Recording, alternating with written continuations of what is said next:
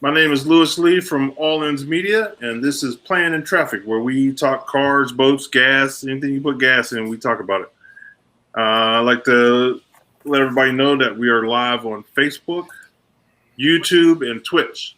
So if you're on any of those platforms, if you want to talk to us, you can hit us in the chat room, and we can go from there. We're going to be talking tonight about my school bus I just bought that I'm going to turn into a RV. But man, Ray coming in. Yeah, it's Ray. Hey, What's what's up, Ray? What's up, fellas?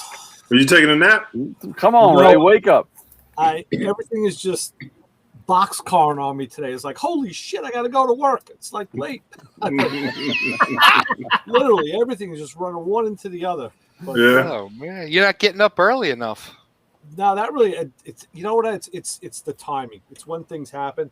I was speaking with a guy from Georgia. I thought I was talking to Vince. That Georgia accent is so thick and prevalent. Yeah. He's a Stromberg 97 expert. Oh wow. And I got a buddy who's looking to put a Speedway tri-power setup on a stroker, and they're Chinesium from Speedway. Yeah. So this guy deals with the original stuff. So I had a long conversation with him about what to do, what not to do, and then it was like, okay, wolf down dinner, have some ice cream. Holy shit, I got to look at a video quick on YouTube. I got to go to work. There you go. Well, Ray, I found my bus and I went and bought it today. Excellent. I Good. got a International Bluebird 40-foot 71 passenger bus. Beautiful. And how did you go about finding? How did you find it? Well, I went to a couple. I tried online first. I was hitting some on auctions, but I kept losing by $100 or a couple bucks. I'd lose. So I went to one of our local places here that they sell a lot of buses. They sell a lot of new buses. Okay. So as I'm talking to the guy, he's telling me that, oh yeah, this school district not far from us, their service department is really good. And he had a couple of their old buses. So I left and I was like, you know what? Let me call that school district. So I called there and say, hey, you got any buses? And she goes, yeah, we got one for sale. So I cut the middleman out and went and got it. There you go. Nice. Perfect. Yep. So it worked out pretty good. They put a new motor in it a couple years ago. Transmission's all redone. Uh-huh. What kind of transmissions do those things use? Allison. Big ones. Yeah. The Allison. Allison's. Yeah. Allison's great transmission. Like 8-speed, 10-speed? No, it's 4. I think it's just 4. Oh, For a Yeah. school bus, it could be a 2-speed. Like, where the hell are they going, Yeah. Yeah. But it runs, man. I got it to 65 before the governor caught me. No fool. Governor. Oh, that's cool. Yeah, so that's coming off real quick. Sure. When I'm What gonna- year again is? What year is it? 2002. Is No, it fuel 3. injection? 03. Those fuel injection? No, it's Diesel, diesel. It has the injector. injector pump. Yep. Yeah. So I'm gonna That one probably won't be programmed, and that's not DEF, right? Does that have DEF in it? Not that early. Not No, that that's- early? no. It's too early. I think that Way came in before. 05. That was like around middle 2000s, 05, 06. Yeah, good. Because I got a broken tool truck. I was towed home Monday. Oh, jeez. Yeah, what did you do Yeah. about that, Brian? I know last we spoke, you were talking about your the limp mode. What did you find out? Yeah, well, I thought I can get around it, and I got the scanner out and kind of played around, but it checked in, and I went from 35 miles an hour to 5 miles an hour, Oh, and jeez. and now it's locked up, and I'm hoping that the particular filter or whatever, the thing that's like a catalytic is clogged. They keep telling me that's what it is, but I've had like 8 or 9 people tell me different things from the code, and of course nothing's just $100 or $200. Everything is $800 and $1,000 and $2,100, and or this part's on 13-week back order or whatever. Wow. And I called the one dealer. I called and they said, well, we can't even touch the truck until a week. Wow. We came and look at it for a week, and we don't want it sitting here because of everything. They don't. They have no place to store it or keep it safe, which I can understand, and I don't want to unload the whole goddamn truck to have it sit for 2-3 weeks someplace. What do you wind up doing though? Well, I'm going to take the filter out. I'm going to take the filter off, and there's a place over in Rockville that cleans it, and I'm going to drop it off and have it cleaned, and hopefully that solves the problem. What is it a filter for? What exactly? It's like a catalytic converter Oh. on the exhaust, and it's got to be.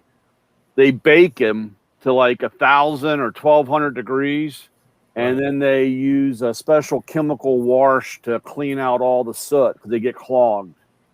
And I tried. There's a differential switch or pressure switch up there, and I tried to fake it like I had done. I had fixed it, and it worked for a day, and then told me you didn't do shit. So you can't hide from Big Brother. So what does DEF fluid actually do? Well, it's supposed to lower the emissions, and it sprays And in. how? It sprays into the exhaust, and between this thermoreactor filter that they heated up, it burns and with that chemical, which is basically like Ammonia. ammonia. Piss. Well, it's cat piss or cow piss. It literally, that's what it is. And when it heats up to this, it burns all the soot and material from the exhaust, and you Gets have rid of all the extra hydrocarbons. And so then if you don't listen to it when it tells you it needs clean, you're hit. Yep. Yeah, well, that's what I did. Yep. I played around, and I don't know, it was actually over a year ago. It was acting up, and I just got in there and played with the scanner and played around, and it bit me. Yeah. You can only play around, but the problem, the thing that drives me crazy, it's kind of like a self-inflicting wound, because the one thing causes the other, as in when you're trying to burn off the stuff, that's what clogs the cat up, so you're trying to be environmentally, but you're causing this issue to inflict the pain. So in 40,000 miles again, I'm gonna have to do it again, or it's gonna cost it's gonna cost me X amount of money. That's ridiculous. It's like, why keep doing it? That's why a lot of guys. Can't you just like core that thing out? Well, Yeah. Free flow. it's not recommended. Yeah, who cares? Because that whole system makes the diesels not stink as bad. Yeah, the DOT don't like that. So that's the only thing about. There's a song about the DOT. If you I look it up, know. I've listened to it, and trust DOT, me, you mother.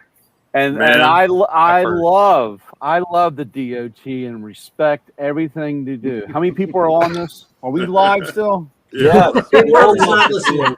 Hey, Yeah, listen, I'm gonna tell you a story. I'm gonna tell you a story about DOT. When I had my transport company, a guy pulled me over, DOT, and he took his creeper and he started at the front of the truck and he went down. About half hour later, he comes out the back of my trailer with a list of things. Yep. They will always find something. Yep. DOT don't mess around, man. I had one time I got pulled over, and it was funny because I'm sitting there and I had all my stuff out and ready, and the guy walks up and he turns the corner and looks in the truck, and he had that look on his face. He's like, "Oh, hey," and I'm like, "Hey, what's going on?"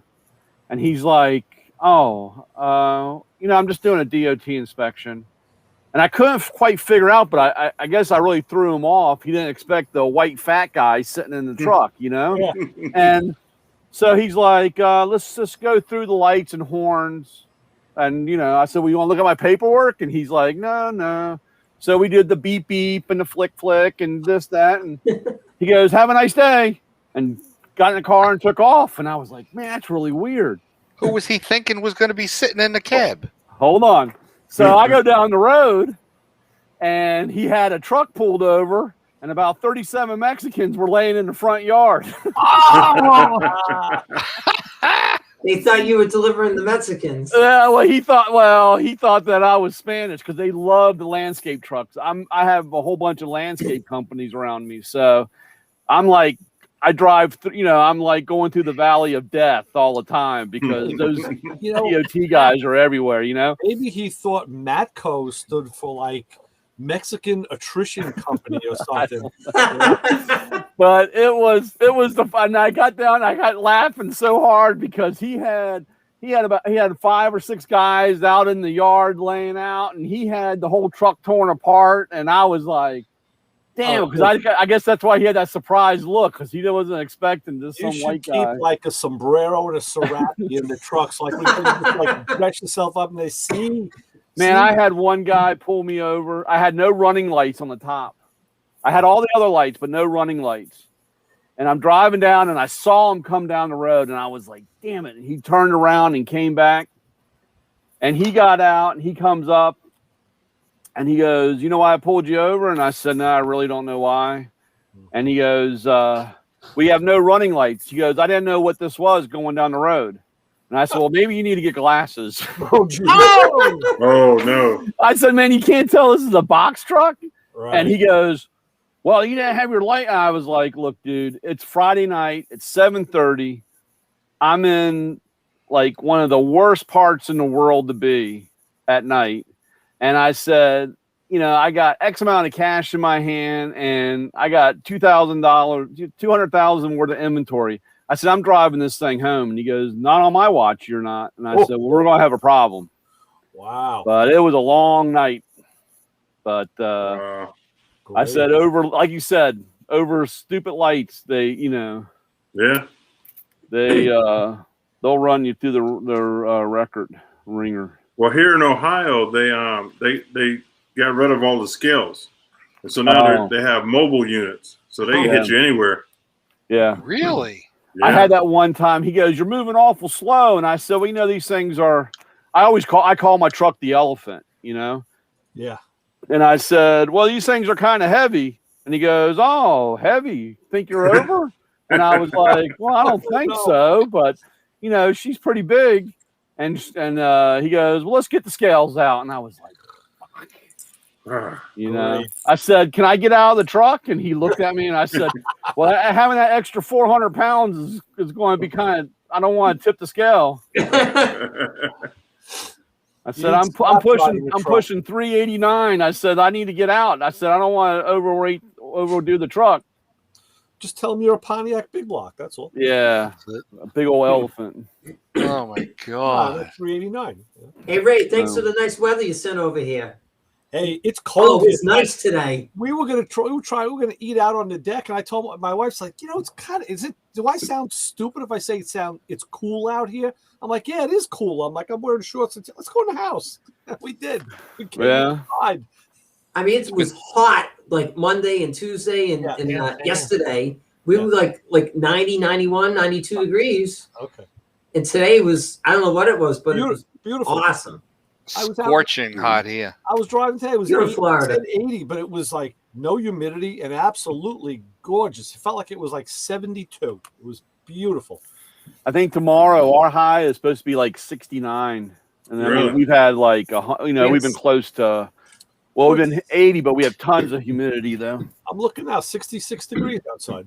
It's 75 is our high today. Yeah, it's cool. We were like 98 today. Hey, you want to live in Florida? That's what you get.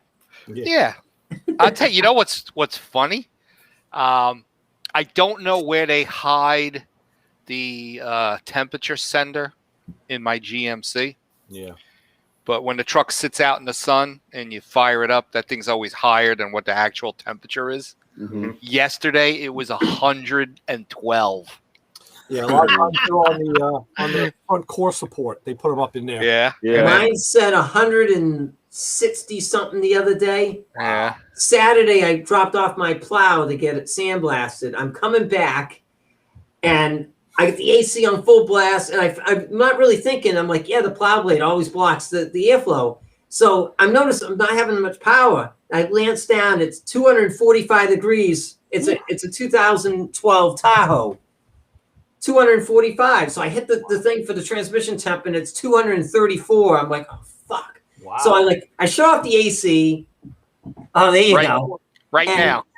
I'm going up a hill. So I moved the plow blade down and I kind of start coasting and it's not coming down. So I pull over, I let it run for like 10 minutes and the truck got down to like 225, but the transmission didn't drop down yet. So I kind of just take it easy getting home. By the time I get home, my transmission was down to like 220.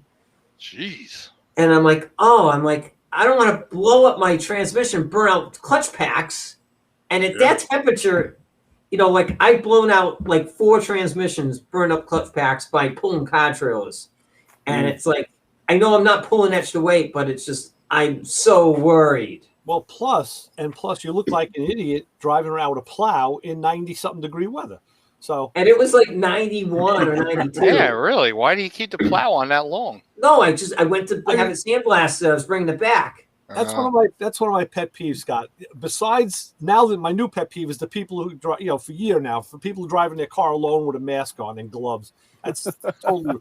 But before That's very common By here. 'Cause themselves with a there's mask so many on. retired old folks. but the idiots before that were the people like you're driving to work in the morning. All right, so most people warm up their car before they leave the house. I don't, but a lot of people do, and you see mostly women in the car.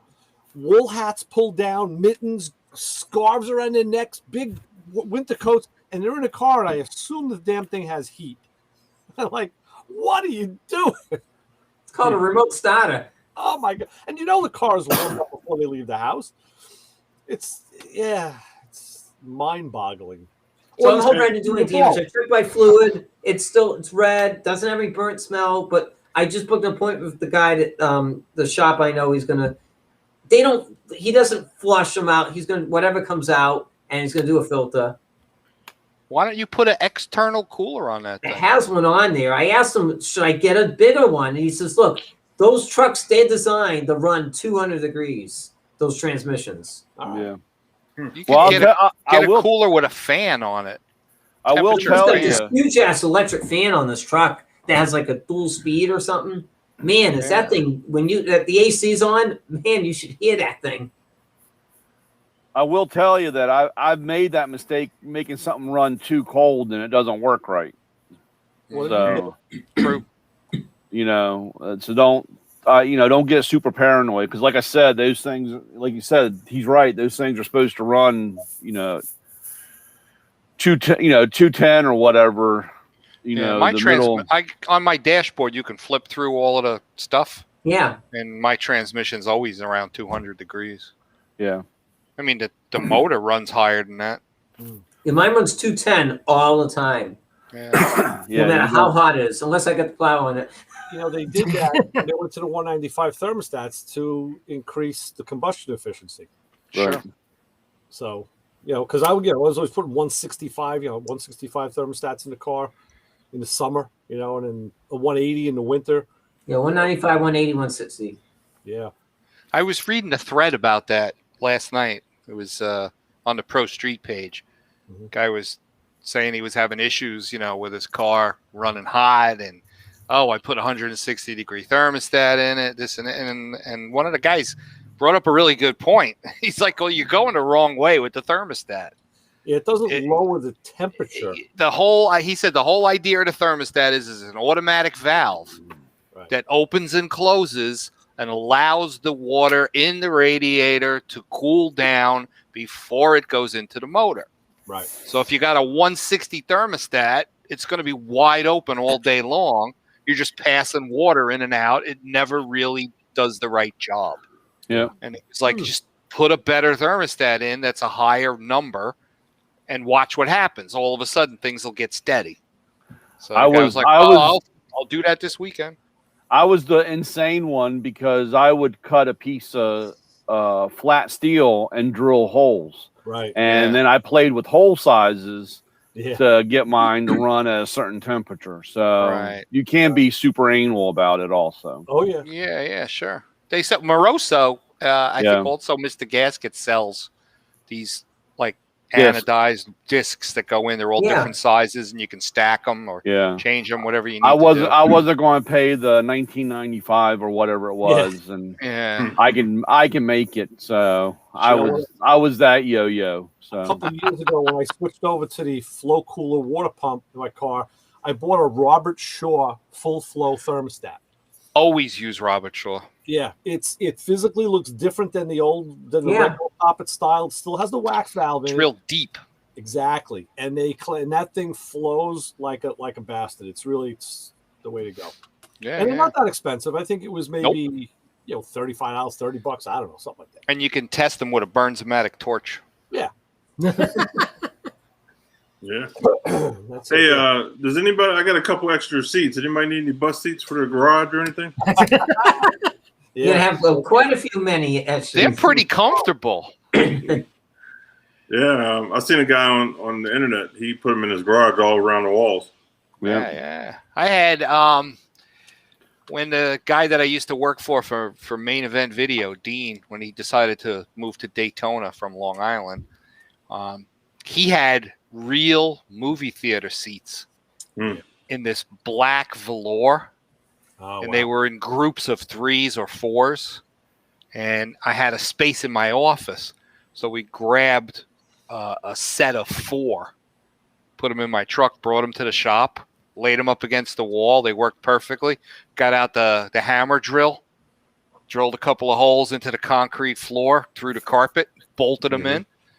It was awesome because people would come in and they'd push the seat down and they'd sit in that thing and we'd talk cars and whatever. And when they get up, boom, it folds right up, Yeah. So they were super, super nice. I wound up leaving them when I sold the business. I had no use for them at my house, but they were so comfortable. It was unreal. Yeah. Hey, I John, did- thanks for sharing those photos of that house. I don't say the name, but that was a sweet house. Oh, Which right. house? The one you sent me last week, and you told me not to post. Oh, yeah. That's right. Nice. I forgot. Yeah, Brian got it too. That's cool. I got some pistons from Antron's Dragster. That's Oh, cool. yeah? Oh, there you go. Was Keith Black? It's whatever. Yeah, whatever they Got use. CP. I Hey, don't know. John. But I Yeah, love yeah. the valve cutout. I don't know if you could see here. Oh, yeah. It's hard with the black. Oh yeah, look at that. Jeez. Look at that valve Yeah. cutout right here. Huge valves too. Yeah. I have a So- piston. I have a piston I got from John Force, Yeah, I do too. I would force and it was still warm when he gave it to me. Oh wow. He was John, like, you really- said you're on that Pro Street page, right? yeah. Did you see that Dodge Daytona that's been the million pictures all Oh week? yeah. That thing's Holy awesome. crap! Mark's been building that thing for years. He used Where to was that have show? I one. would have loved to go to that. It was in Illinois. Is that what it was? Yeah. He built a car like that years ago, and then he sold it, and then he decided to build another one. And he started out with just a big I-beam chassis table, and laid it out, and he was able to get all of the reproduction body parts for a '69 Charger Daytona, which I obviously they're making that stuff now. So guys could restore, basically, so you could restore a Charger. And then somewhere, somehow, some way, he came up with that big pointy nose with the hidden headlights. And he bought, I believe it's a real Charger Daytona wing, from '69. I'm sure he paid a mint for that one. Oh yeah. So some of that stuff is still floating around. Yeah, and I think that was like a 6-year or 7-year build. It's a pretty sweet car. And he got it just enough together to bring it to the Street Machine Nationals, and it's got the wrong front springs. He said that. As a matter of fact, I was speaking to him as he was getting things together online. So the nose is sitting way lower than it's supposed to, like about 1.5 inches off Yeah. the ground. Wow, that is low. Yeah, super low. So he just didn't have time to get the proper springs and then tear the struts apart and put them in. And Right. It was hard enough for him to get the car running and get it together and loaded into the trailer to bring to the street nats. Like in It Indy, is that- I'm thinking he's got to crank up the torsion bars. Like, no. you Oh set- no! This is a full-on Pro Mod chassis with an Yeah. alcohol motor in it. It's like a blown. I don't know. I don't know if it's a 426. I think it's bigger. I think it's bigger. Yeah, I I think think it's like Idle's just like, 500, Look, 500 plus look. inch, big Thing's blown, crazy. like a Keith Black Hemi. Yeah. I mean, he did so much awesome stuff. He ran the exhaust system through the car, like under the chassis and into the rocker panels, which is something I want to do with my other Firebird. And then he mounted like a Flowmaster muffler in front, like, in other words, like where the 4-link is on either side in front of the wheels, sideways. So the exhaust comes in and goes right back out. It's like in and out on the same side. Yeah. And he's got like a 5-inch exhaust pipe coming through the rocker panel Wow. in front of the tire. Oh, this thing's sick. That's wild. And he's got dual fuel systems, so he can run it on E85 or alcohol. He's got dual fuel cells in the trunk, and then another fuel cell up front. Wow. It's a true like Pro Mod with license plates. Can you guys see that at all? Yeah. Yeah. It'll Does- be very, very limited street use, and he plans on taking it to the track. And it's a 6-second car, no matter how you look at it. Wow. Did you Yeah, see it's that? it's super, super radical. You see that Nova, the wagon that's been chopped? They Yeah, keep showing pictures of that too. Holy crap! yeah. So So yeah, neat stuff there on was a there. lot of stuff going on. I'm gonna go to the Street Nats next year. I haven't been to a Street National since I think '84 or '85 was the last time I went to a Street Machine Nationals. They stopped it for a while, for a lot of years, and then they brought it back. It was in Cleveland originally, right? It was everywhere. There was. That's a I little went. more. I went to Indianapolis years ago.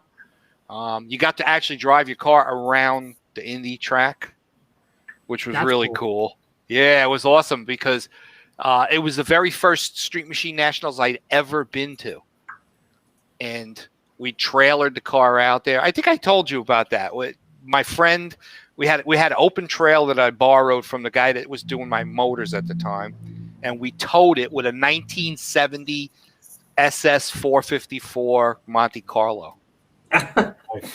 Nice. Yeah, what a ride. That was awesome.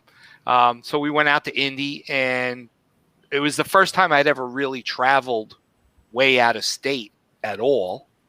And we took the car, and that's where they saw the car and actually decided to put me into CarCraft magazine with that car. The very first time I was in CarCraft. But going to Indy, I was like, this is sick.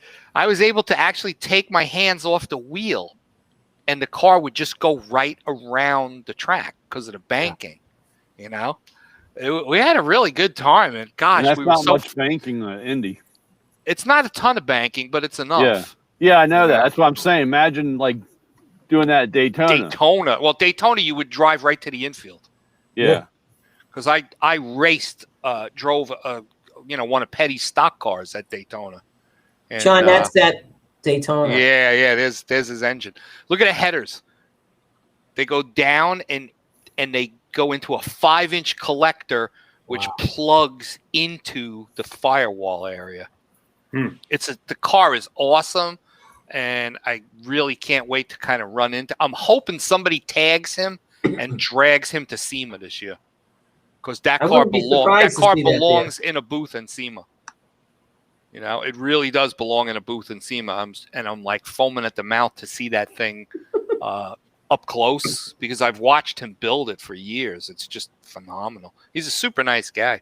Where's he from? I think he's in Ohio.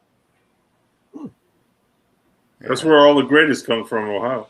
Yeah. Yeah, look at you. That's awesome. I had to send a text to a guy today. His name is Tommy. So I figured, okay, I probably had him under Tommy. I look on my phone and I start tightening Tommy. There's like 100 of them. No, the first one comes up is Tommy Christmas. I'm like, wow, I haven't talked to that guy in a couple of years now. Like, Yeah, how I just seen him the other day at Home Depot. How are they doing over there? They still Yeah, well, he still has his shop going, but there's nothing with TV. But Right. yeah, he's still moving along. He had I think he said he had a hip replacement, or I think it was a hip just recently, yeah, a week or so ago. how do you Yeah, know I'm that? just saying. He's doing good. He's a nice guy. But how And does Scott- Chuck's out in Hawaii. So he's Oh, out yeah? there. Yeah, he moved out there. He's living the life, I guess. Yeah, he never accepted my friend's expensive. request. Okay. Cool. Yeah, there's some good guys. Well, next time you see him, tell him I was asking for him. Yeah, I sure will. I was driving around today. I would go get my allergy shots, and phone goes off on the way home. I'm like, "Who the hell's this?" It's Lou. I was like, "Holy shit!" Pull over, like Lou. He just like, I was going through some triggers. I realized I haven't talked to you in a long time. I'm like, that's true.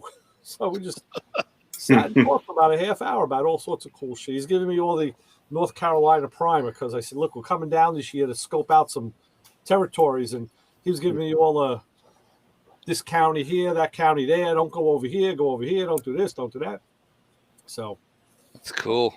I was writing notes. Yeah, he Right. lives in the right spot. Yeah. Just above Charlotte. So yeah, he's in a good area. Yeah. Because we were looking like right below it. That's what my wife was kind of hot on. And he says, "No, what do you want to go there for? There's too many people. Houses are too close together." I'm like, "Yeah, I know, but I can't tell him no. We got to go look." I Hey, said, are you guys going down to Nelson's car show? It's August 1st. nice. So if you're down that way, stop in. Check him out. Where is he exactly again? Georgia? No. Alabama. The show's in Alabama. Yeah. Alabama. Wow. So I'm going. Me and the wife are going to drive down. Terry. I think he's flying down. See, that's one of the reasons I can't wait to get out of New York, so I can go other places and just go and not have to worry about the Bronx and the bridge and the Jersey. Yeah. That's what I'm waiting for. So I ever tell you the story how I got caught in traffic coming in New York? I was going to Long Island. I was going to Unique Auto Sports. Right. Oh yeah, I know those boys. Yeah, so I'm carrying some custom cars. So I was like, okay, we're gonna go on a Sunday afternoon where we can get there. we can get there, get in there and get out, right? So me and my son, my son's like 10 years old, right? So we get to about a mile from the George Washington Bridge, and we can see the bridge. God. Yeah. And do you know we were stuck there from? Oh yeah, sweet. Nice. Oh, We were stuck there from 2:00 in the afternoon to 11:00 that night. And then you got to go on the cross Bronx. Oh yeah. Yeah. I wrote on Moses. Yeah. And this was in 2005, so the security was real tight, and so they were checking everybody coming in. Right. Yeah. And man, it was 11:00. We got into Long Island it was like 12:30. Yeah, Bohemia, where he used to be. Yep. Oh God, man. I it's remember crazy. telling you guys last week that was we drove into the city for my daughter's graduation, and then we're going out to dinner to get from my house to the Wantor Parkway, which is like 3 miles. Yeah. It was raining. It took 45 minutes. Today I went to the same spot to go, and it was 5 minutes. Yeah. Like, that's what it should be. So it took Oh. me 45 freaking minutes to go 3 miles. And I'm like, you That's know crazy.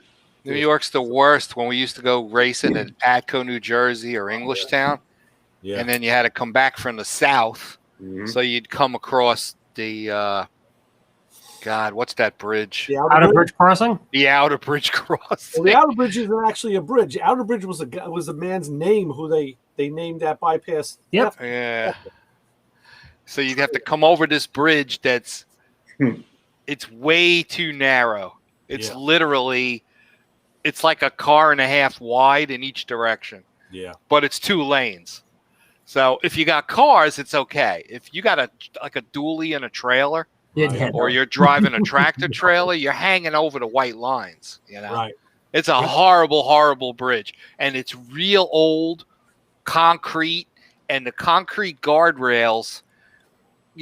When they built it, they're so old that the weather has basically beat the hell out of the concrete, and you could really see all the pebbles that were in the concrete when they built it. It's a kind of bridge that if you get out of control going in the river, it's a scary bridge. And then you got to deal with the BQE, which has been under construction for 60 years. Yep. It's never open. Right. There's always cones. There's always lane shifts. There's always plates in the road, those giant steel plates that they drop down. It's just horrible. And it would take hours and hours to get back to Long Island. Yeah. It's the worst ride in the world, Right. And now I hear it's like ridiculously expensive to get off the island and come back. They keep raising the tolls. They keep raising them. Right. That's horrible. They did. Verrazano Bridge is now two-way tolling again. Yeah. Really? Right. Yeah, they did that end of last year. And if you do find yourself back coming from New Jersey into New York, definitely use the Goethals Bridge. Yeah, we used to take the Goethals quite a bit. They just rebuilt it. It's 2 spans now. Yes. Oh, really? It is beautiful. Yeah, but then when you get off, you're still on the BQ. Well, yeah, you're still on the Staten Island Expressway. You're still on the Yeah. Sorry, I can't do anything. Although the Kosciuszko Bridge has also been rebuilt. Yes. That's 2 span. I've been over that. That's gorgeous.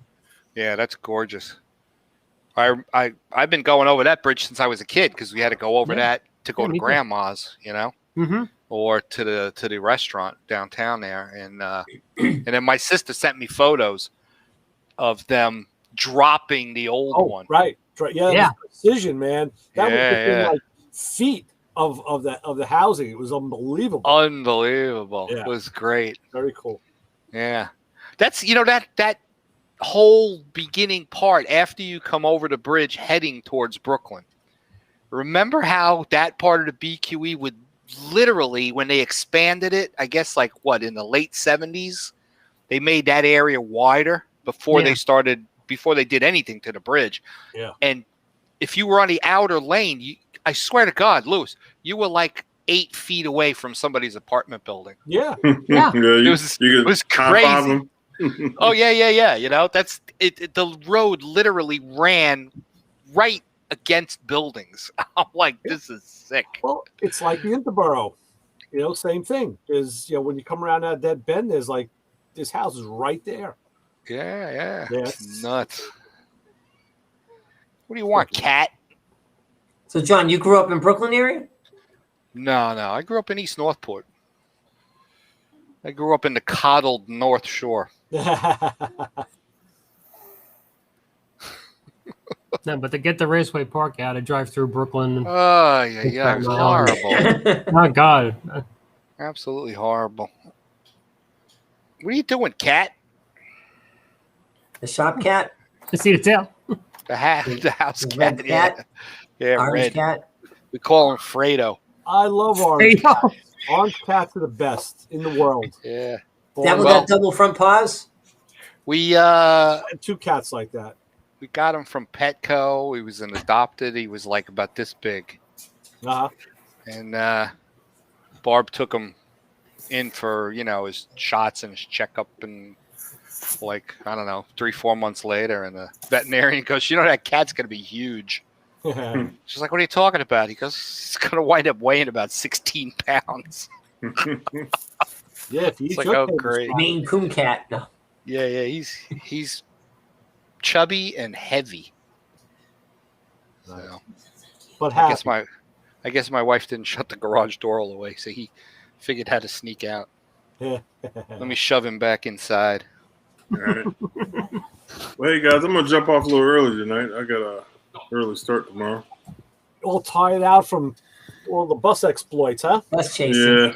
Yeah, I wasn't feeling too good earlier this morning either, so Oh, yeah. I think I'm still kind of off. Under the weather. Yeah. Yeah. Yeah, I can hear that. But hopefully we have a guest on next week. I don't want to jinx it, so I'm not gonna say any names. Yeah. Yeah, we did Steve Magnante and his videographer last Sunday on the show. No, those guys were great, man. They're Yeah. always, Great show. Super Yeah, good. that was good. That was a really good show. and I had to ask the guy Mike how he did it because he was sitting outside on his deck, Mhm. outside, and presumably using a laptop. He was not wearing a headset, and he didn't have an external mic that I saw. And his audio sounds like he was in a sound room, Oh yeah. and he was outside. So okay, he's an industry guy. He's a videographer, but I actually asked him like, "What's your setup? What are you using?" And he didn't answer me yet. So I don't know. Maybe it's a secret. All right, we gotta check that out. All right, guys. Well, Maybe he's got one of those mics that we used to use when you do the TV Like a show. lavalier. Yeah, but I was looking. Well, it goes inside your shirt, and they put it on with gaffer's tape that could be. Yes, that could be. or a Band-Aid. They Because put the it up audio also sounded deep. He had a depth Yeah, to him. yeah. Whenever we did the TV show, and I've seen it in other sets that I've been on, it's a tiny little round little mic, Right. maybe about 3/8 of an inch across, Okay. with a real thin wire coming out of it, Yeah. and they just put some tape and tape it inside your shirt. It's right Right. here, That's probably. and what it then the is. wire runs out to your back pocket where you got an FM transmitter, Right. Right. and there's just a little switch on it, on off. Yeah. And the sound quality is phenomenal. Yeah. Absolutely. So he's using one of those, and he's got it plugged into the mic input.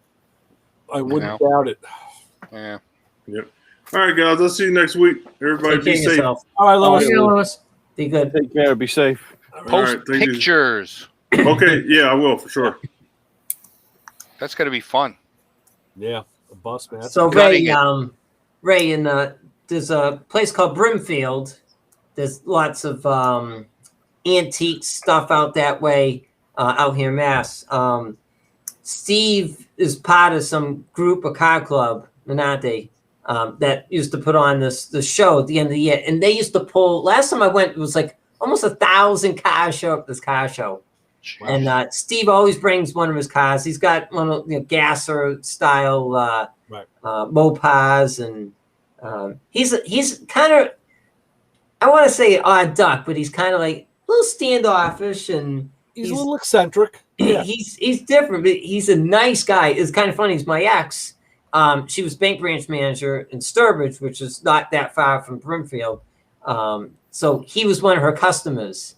Uh-huh. So she's telling me, oh yeah, this guy, blah, blah, blah, blah, blah. I don't know if you know who he is. And I'm like, yeah, I know who he is. He had that book that was at 1001. Muscle car facts. Yeah. Autographed. And I got to meet him. And a friend of mine lives in Spencer, which is, so he's in like North Brookfield, I think, or West Brookfield. So he's about 35 minutes from me. And he did an article, some Hot Rod magazine thing. So I sent him an email because I got his email address from my buddy. And I'm like, hey, what do you think about doing a little photo shoot or something? He never replied back. And I'm like, oh, man. I'll tell you something. The first time I had him boy. on the show, Because he's busy. yeah, he does Barrett Jackson. He's all over the place. But the first time I had him on, I guess it was about, I don't know. Here I am telling years again. I might as well just fucking hit a dartboard. 4 years ago, 5 years ago, I don't know. And I reached out to him. I forget how it was, if it was through email or what. But he says to me, listen, he was Ray, if you can, give me he's very, very distinct and exacting with his emails. Like he says, like if he's putting an attachment, he writes the word attachment in capital letters. He's like super anal about this stuff. So he told me, listen, we should talk first, but please call me on my home phone. Here's my landline number because I don't have a cell phone that I use for stuff like that. I'm like, wow. 508-867. I won't say the rest. I pictured him on like corded wall phone. It's like with a dial.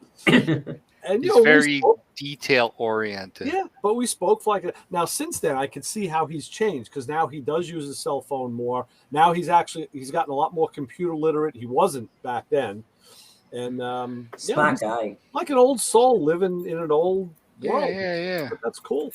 Well, he's He's out in the boonies. That's where the Brookfields are. It's kind of the Yeah, that was his parents' house. That's where he where he grew up. He was small town. Yeah. That's cool.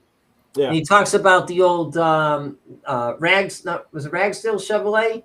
Ragsdale Chevrolet. He'll talk about that at the auction. Talk about, I remember back in the day at Ragsdale Chevrolet when I worked there. That's on the main road out in Spencer. It's not far from me. It's just funny, when you see people on TV and they talk about something local. Like, did you see that? Right. What was that? The Honest Thief, that movie? Liam Nelson?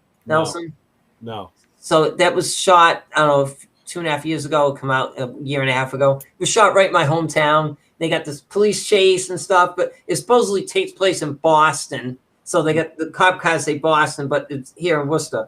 And it's kind of cool to be able to watch a movie and like, hey, that's here. Yeah. Now the funny part about that is like there was what was not CSI or NCSI. NCIS? Yeah, New and Orleans? no, not Orleans, the original one, and they had a thing going on where I don't know what it was, but it was in Burtonsville, Maryland, and that's 2 miles from my house. Oh, wow. And what they were showing was nowhere near what it really looked like. Yeah, it's supposed to be based in Virginia or something like that. Yeah, but they always use the DC area as reference or whatever. And I hate to tell you, what you're seeing on TV is nothing like what they're showing in those areas. So it's funny how they do the opposite of what you're saying. When they actually use something local. Yeah, Hollywood is unreal. Years ago, they did. Kevin Kline made a movie in Northport, and they did a lot of shots up and down Main Street. It's a tiny little town, or the next town over from where I grew up, and it's a port town, Northport, and there's a marina. There's all kinds of stuff going on. It's really cool if you can get a parking spot. It's really cool place, and they did a lot of shots up and down Main Street, and they used a lot of the actual stores. And then on the movie, they did CGI and changed all the names. Yeah. Like, whoa, check that out. But some of the stuff they left the way it was, like Gunther's Tap Room and the Shipwreck Diner. The Shipwreck, they kept those, The guy I went to high school owns the Shipwreck. Yeah, I've been there. I've been there a few times. Awesome food at that place. Yeah. Yeah, it's really good. It's been in his family for a long time. He took it over from his dad. Right. Actually, it was an article in Newsday a couple of years ago when he took it over. They did a whole cool local piece on it. Yeah. Timmy Hess. Okay. Yeah. He was also voted best dressed guy for class of '76 at John Glenn High School. Nice. He dressed every day like he was going to a nightclub. Really? Dude looked sharp every day. Wow. I'm over there, beat up jeans and a t-shirt. Yeah. Says Boston on it, Right. Led Zeppelin or whatever. And he's like dressed like he's going out to, to the local nightclub. Studio 54. Yeah. If you remember the Tom Cruise movie and Cameron Diaz, and she's got the Cabaret for some GTO. It's something about Wichita Airport. Well, it was actually filmed here at the Worcester Airport, and they put all different signs up. It's kind of funny. Yeah. And we've had a ton of Tom Hanks was here. We've had a lot of famous people filming here in Worcester. It's kind of, I don't know why. They probably get a good. It's a good location. Good rate. They probably get a good. The town is quite friendly. Probably not that many people, and they can move around. Right, that too. Worcester's the second biggest city in New England. It's big. Yeah. Yeah, compared to trying to move around and do something in the heart of New York or DC or something. Sunrise Highway in Belmore. Well, we had that movie. Remember that movie, The Punisher? Oh yeah. That was the original one or the one they just did over? The first one. Yeah. That was filmed in Tampa. Oh, wow. They That's did a good movie. lot of scenes in Tampa. It was unreal. And they went around town and they changed signs. You know, like in front of the police department, they changed the sign, and a couple of hotels, and they modified stuff. And then there's the river, the Hillsborough River. There's some bridges that run across, and one of those is one of those bridges that just does this kind of a deal.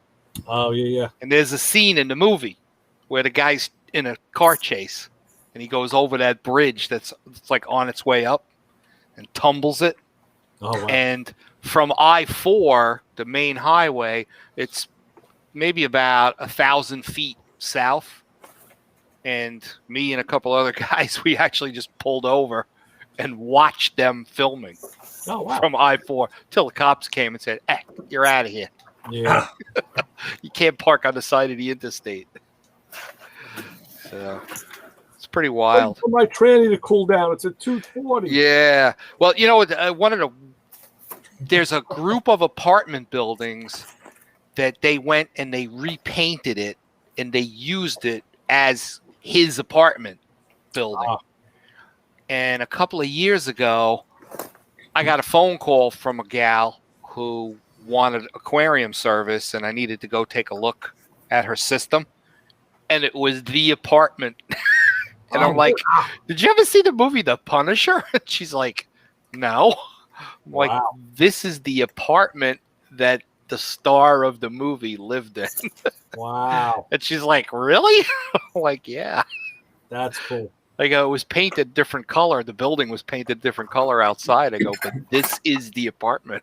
Right. Is that the one, the guy, and it was like there was a neighbor and she kept coming over offering food and Yes. stuff? Yeah. Yeah. It was like a Unreal. second or third floor or something. Yep. Third floor. Yeah. I think it's a really good movie. It's funny. There's a lot of stuff that's been shot around here.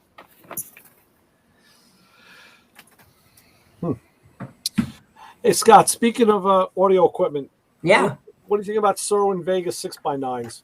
Ooh. They're still around? I just got an email actually from this place called Sonic Electronics. It's not trying to big. I bought a couple things from over the years, and they got a sale on Serwin Vega. They're two ways, which is really all I need for the doors, and reasonable price. It was like $69 for a pair of 6x9 two ways. It's kind of cheap because Yeah. the way I look at it, there's a lot of different price points, Mm-hmm. and anything from 189, 90, 100 down is just so. Keep in mind the type of tweeter. A lot of them could be like a hard dome or a plastic mylar tweeter. And then when you get to about 100, 110, 120 and up, you get like a soft silk dome tweeter, which is smoother. It just has more pure I highs. just pulled it out. They're 1-inch balanced dome polypropylene tweeters. So a polycone is basically a plastic cone. Yeah. So it's more harsh and sharp and bright, where a soft silk dome tweeter is smoother. Yeah. So graphite I would- injected reinforced spun cone. I would try to go a little bit more on a price range if you can afford it. Well, this is what they have. I mean, it's what they had. They just sent the sale thing out. This is what they're, these So are. it's been so hard with inventory.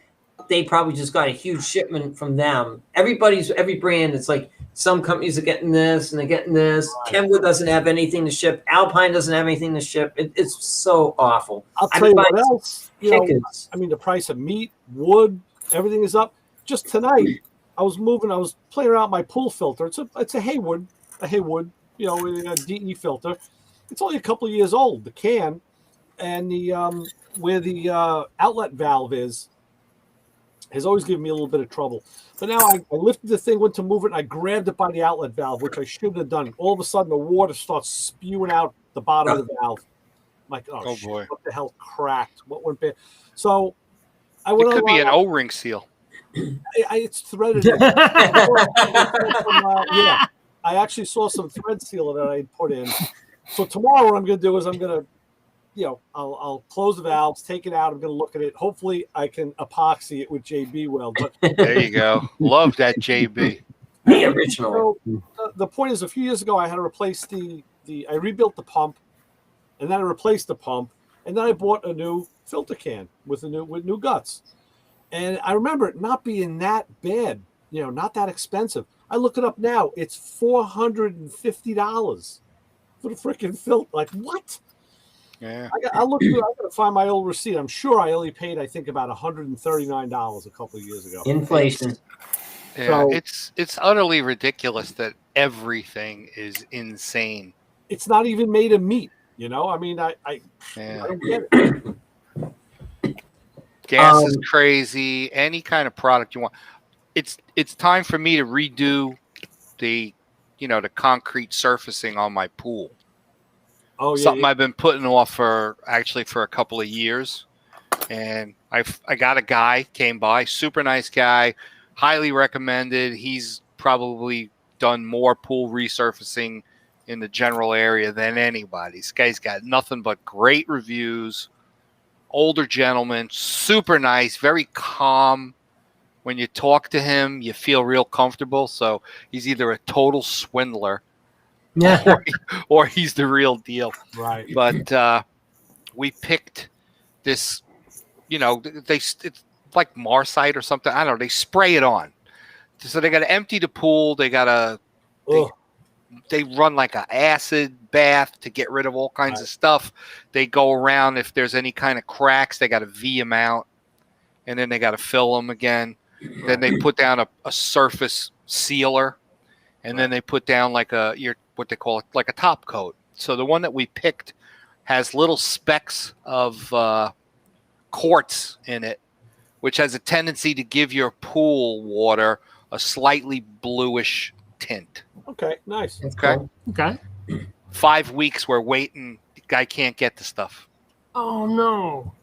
He can't get any supplies. He can't get the base coat. He can't get any. All of the guys that resurface pools around here, they're all dead in the water. Oh, that's Oh, great. He calls me up every week, man. I'm trying. He goes, I can't get anything. wow. So yeah, it's That there is nothing, absolutely nothing that hasn't been affected by the shortages that this China virus has caused. Yeah, yeah. And the way I We're look even at talking it, about chlorine. Like you can't. It's like chlorine is Right. difficult. I was glad I bought it. yeah, last year. we've been getting pool chlorine, no problem. Yeah, not here. I mean, you can get it, but it's Really? real expensive. Yeah. Yeah. Yeah, I know. Yeah, the tablets went up a bit, and Yeah. the price to fill the jugs, the liquid stuff, Last year, went I up, got. went up a little bit, but not a I'm lot. glad I did it last year. I bought a 50-pound tub of 3-inch tablets. I think I paid $100-something for them. Yeah. Now it's like triple the price.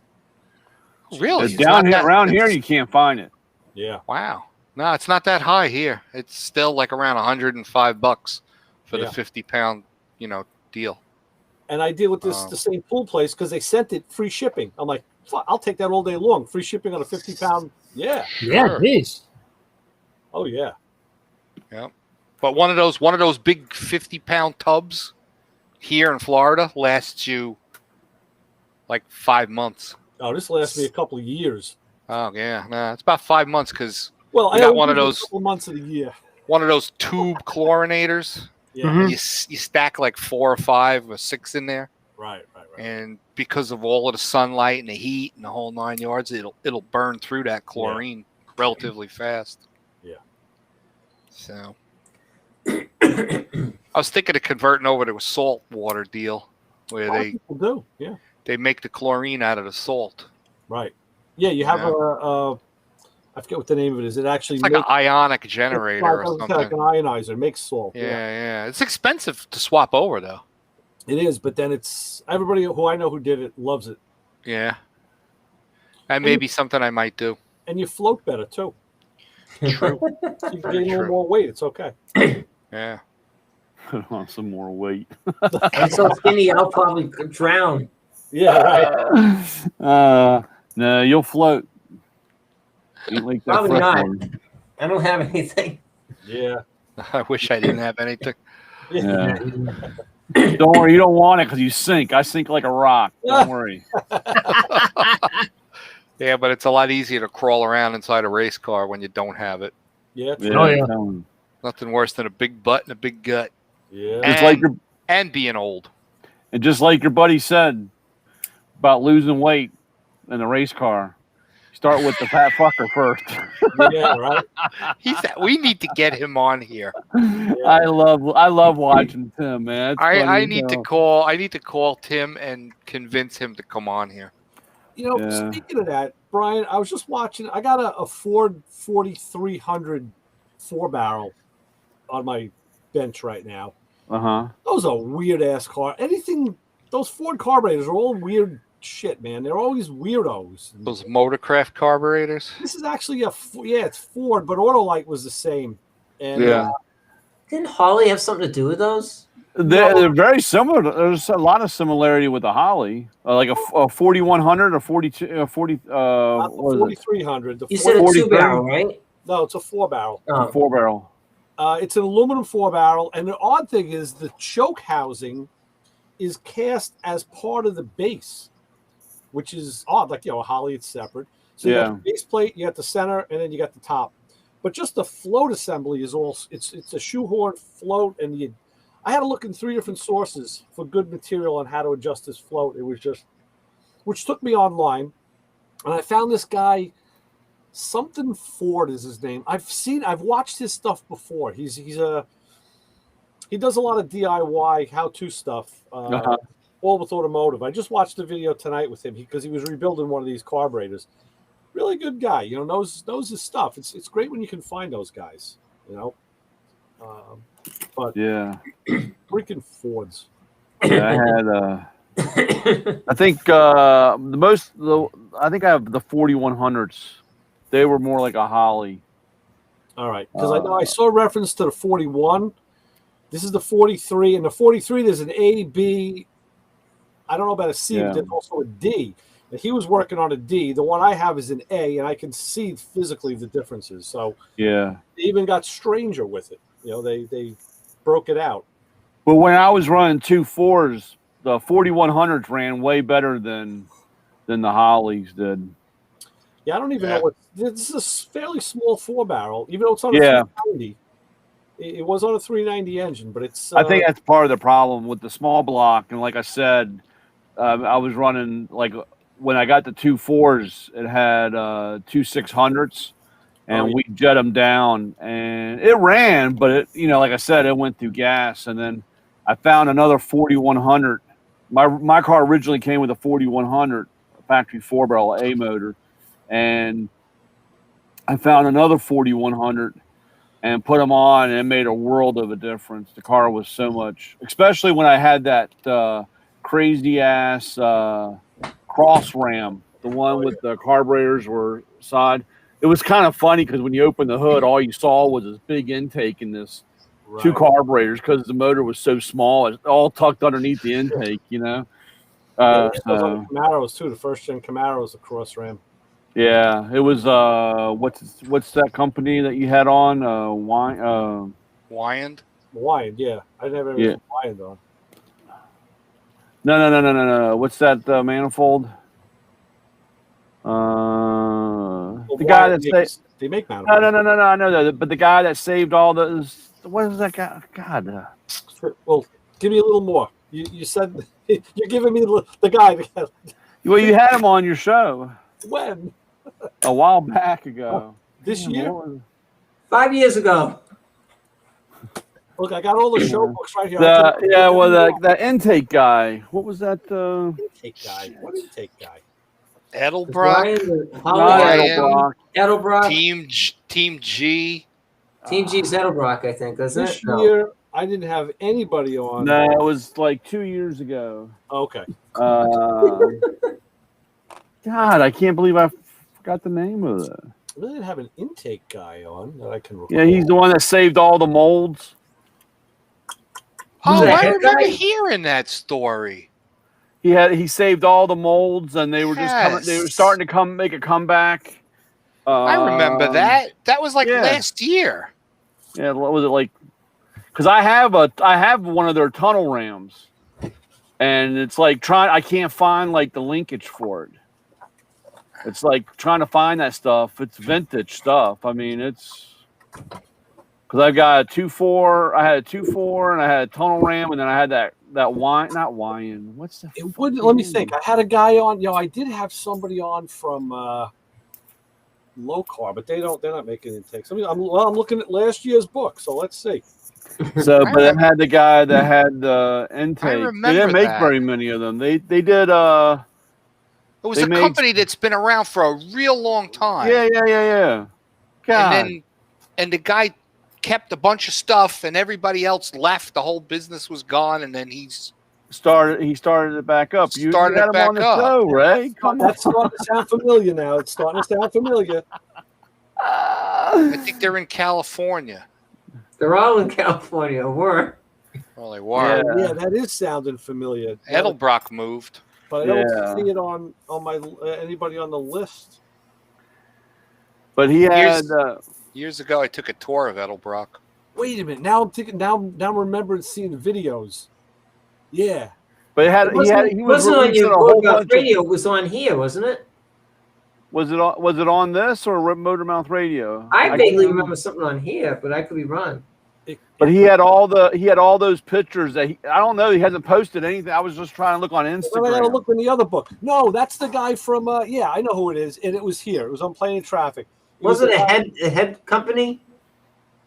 A camshaft company. Was he from Offenhauser? Yeah, it was Offenhauser. That's what it is. That's Damn. Off. I had- That's an old school company. Yeah, I had that. I had a cross ram Offenhauser and a tunnel ram Offenhauser. The one that you could change from 2 to single barrel. A single 4 and 2. Yeah, that the had top comes off. that top came off, and I remember that guy because I talked to him once. I sent him a picture, and he told me, like, even back then, like that cross ram 4-barrel setup that I have for a small block, he said they only made like 100 of those things. Those things are like super rare.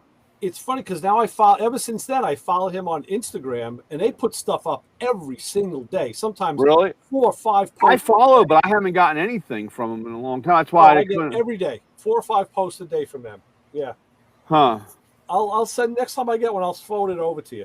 Yeah, because like I said, I just didn't know what happened because for a while I was getting a lot of stuff, and I guess maybe because I didn't link on it, I know that I guess it was changing my mind or whatever. But I guess if you don't link on it or at least say something after a while, they stop sending you. Which I can't imagine them not No, sending you Once something. it's in your feed, they're not really sending it to you. I mean, he could tag you, but Yeah. he doesn't have to tag you as long as you're following them. You'll see. But I'm just saying, yeah, into my feed, like because I'm not responding. Maybe they've changed my feed a little bit. Like I was thinking, No. I don't. but I haven't seen anything from Offenhauser in a long you time. You can restrict and stop you can, I think, play around with it. But there'd be no reason for them to do that unless they're Snap-on guys, Like, screw the taco guy. Yeah, F that guy. He's mean. Yeah, Let's I go. was told I was mean today. Let's go. Okay. Yeah. What do you Yeah, do? that's real tough guy. You're so mean. What do you Mean, do? get over it. Just pay That's me, my asshole. There you go. Yeah. Yeah. I'm mean. So Ray, Hey, what do you do when you get a notification that somebody's following you? Uh-huh. Oh yeah. Okay, okay. somebody new following you, Right. but I got a notification before I came on. Some girl is following me. Oh, I Yeah. got one. Yeah. Okay. Okay, but turn around and look behind you. no. How do you find out? In other words, Just click. she hasn't made any posts. Okay. I'm going to ask you. I want to see because I got a girl too, and you click on her icon, her image. There's a picture of her, but when I click on her picture, nothing happens. This one, Yeah. this one had 2 pictures, Fired from my last job. and What? they weren't X-rated or anything. They were just a good-looking girl, and she's following me. That's the one you don't want to follow back. You don't. No, yeah. I'm They'll not send you a following her. message. Don't worry. They'll send you a message, and you'll just click on the I'm message. trying to find out who what's up with how would this person find me, or is it just some random asshole who It's, like spam follows? I think it's, you know. I would say it's more spam because I've gotten a number of those. Uh-huh. And I get people follow me all the time, and then I go and look and like it's a private account. You know, it's like, all right, well, if it's a private account, I can't see what's in there. So Yeah, well, this one wasn't private, and right. you couldn't see anything other than following X amount of people, this Right. and that, 2 people following back, and then it says that that person hasn't made any posts. When they do, they will show up in your feed. Probably a new profile. The tip off is when they're following like 30, but stalking 300. You know, Yeah, well, that's a tip off. Probably a bot. it's weird because now I can't even find it. How do you find somebody? I was just looking here, and I would have to spend some time with it. I know sometimes. Well, if you click on your heart, if you click on the heart, it will Yeah. show you everybody that has asked for a request. Like I had this chick over here, but they, as from what I've been told, is they're building the audience because when they get to a certain amount in posting, they're making money. I mean, you're when you get over a certain amount, you're getting a check. You're getting money from what you're putting on. Yeah, I got a message from them telling me they wanted to do promotions with some of my stuff. Yeah. You can get a $20 check. So I asked my daughter, of course. They said, "Hey, so what's with?" She was, "Yeah, that's you probably don't want to get involved with that." That's how. Unfortunately, it's the what's that? Kim Kardashian's little sister, the Kaylee, or the one with the makeup. I mean, that's one of her biggest things that she made money from Instagram because she did all her advertising and posting on there. And then she, when you have over over 1 million followers, they're kicking back X amount of money. And that's that's the whole thing. So that's why they try to ram up their get all those likes. Well, it's the same thing with all the social media stuff. If you just look at something, it's worth a certain value. If you click on it, now it becomes an engagement. That's worth even more. And if you enter, it's like if you enter the site, it's worth even more. There's a whole hierarchy to all of that stuff. Yeah. Well, you know what's funny? I click on my followers. She ain't there no more. Yeah. That's been a fake account. Well, usually they shut them down. I mean, they did when those accounts like that, they'll shut them down. Well, they shut her down fast because it came in literally before I came on tonight, and now it's gone. She'll come back. She'll come back as a young Chinese kid that really likes to watch big tires move around. Right. So don't worry. I fell for one a couple of months ago. It looked like Holly Performance, and and I followed it, and then I started looking. I'm like, no, I saw those little inconsistencies, and then I went and I searched for Holly because I know I was following them, and then I saw the differences. I'm like, okay, let me get out of this thing. It was a clever knockoff. But, See, here's another one, and this one hasn't been knocked off yet. Shanna Drake. Okay. It's got a girl with dark hair, followed by 85, following 377, 0 posts. Right. Ah, jeez. Yeah. So Ray, so I've been chasing Gremlin with my little show truck. So it's an S10 with the 350 crate motor with a tune port and a Paxton supercharger. So it was fine last year. Not that I drove it much. I take it out for the first time this year, and it's like falling on its face, running like a piece of crap. So we're on the way to this cruise night in Connecticut. So the gas is like 2/3 of a tank. It's from last year, and I've never put stable in my vehicles. It's climate controlled over the winter. So I put gas in it, and Sunoco's 93 seems much better. Drive down, come back. Week later, I take it out to my buddy's shop to vacuum the AC so I can swap out my battery. Long story short, I got a custom battery cover, and the AC hose goes over. So I had anyway. It ran like crap. So that weekend, going over there, coming home. So I'm like, you know what? I'm gonna put plugs in it, cap and rotor. So the plugs, I had these nitrite performance, and it's not like this. It comes out like this with this other little wire. So I go back to standard AC Delco plugs. I go a little colder plug because I'm running a supercharger, and from instead of 35, I'm running 30,000s. And anyway, rotor and the cap had burnt, whatever. And I'm looking at the distributor. It's all corroded inside, like oxidized. So I ordered a brand new Napa distributor because when I took it out, you could feel it binding a little bit on the little lufter. So I put it in. I put my original AC Delco distributor module back in because I didn't want a China-made thing. Yeah. So I put it in. It's still running like crap.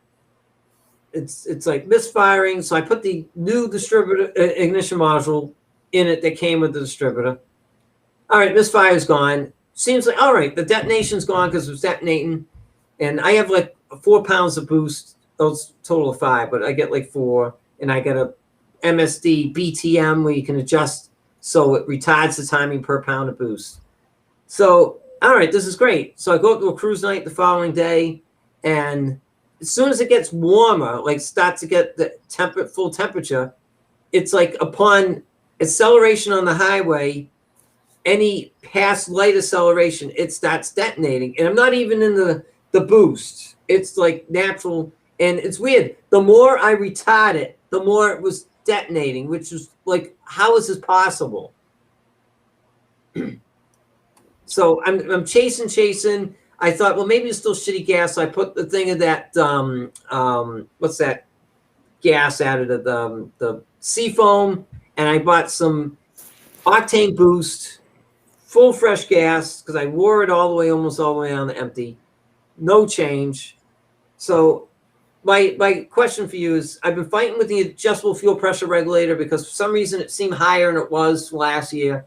And this is one of those Excel ones with the Allen screw on the top. So it's like I'm moving it. It's like, not doing anything. Finally get it to start doing something. And then it ends up being too low. So I've been fighting back and forth thinking, well, if it's detonating, it could be not enough fuel pressure. So I finally get the pressure where I think it's right, but I don't know what it is when we're really driving down the road. So I'm at this point of putting new injectors in, which are 10 years old, that I put Excels in. And people are like, well, this stuff come up, not using it. So I'm just the little gremlin, and I'm at this point buying a new regulator and new injectors. I'm just aggravated with this whole thing.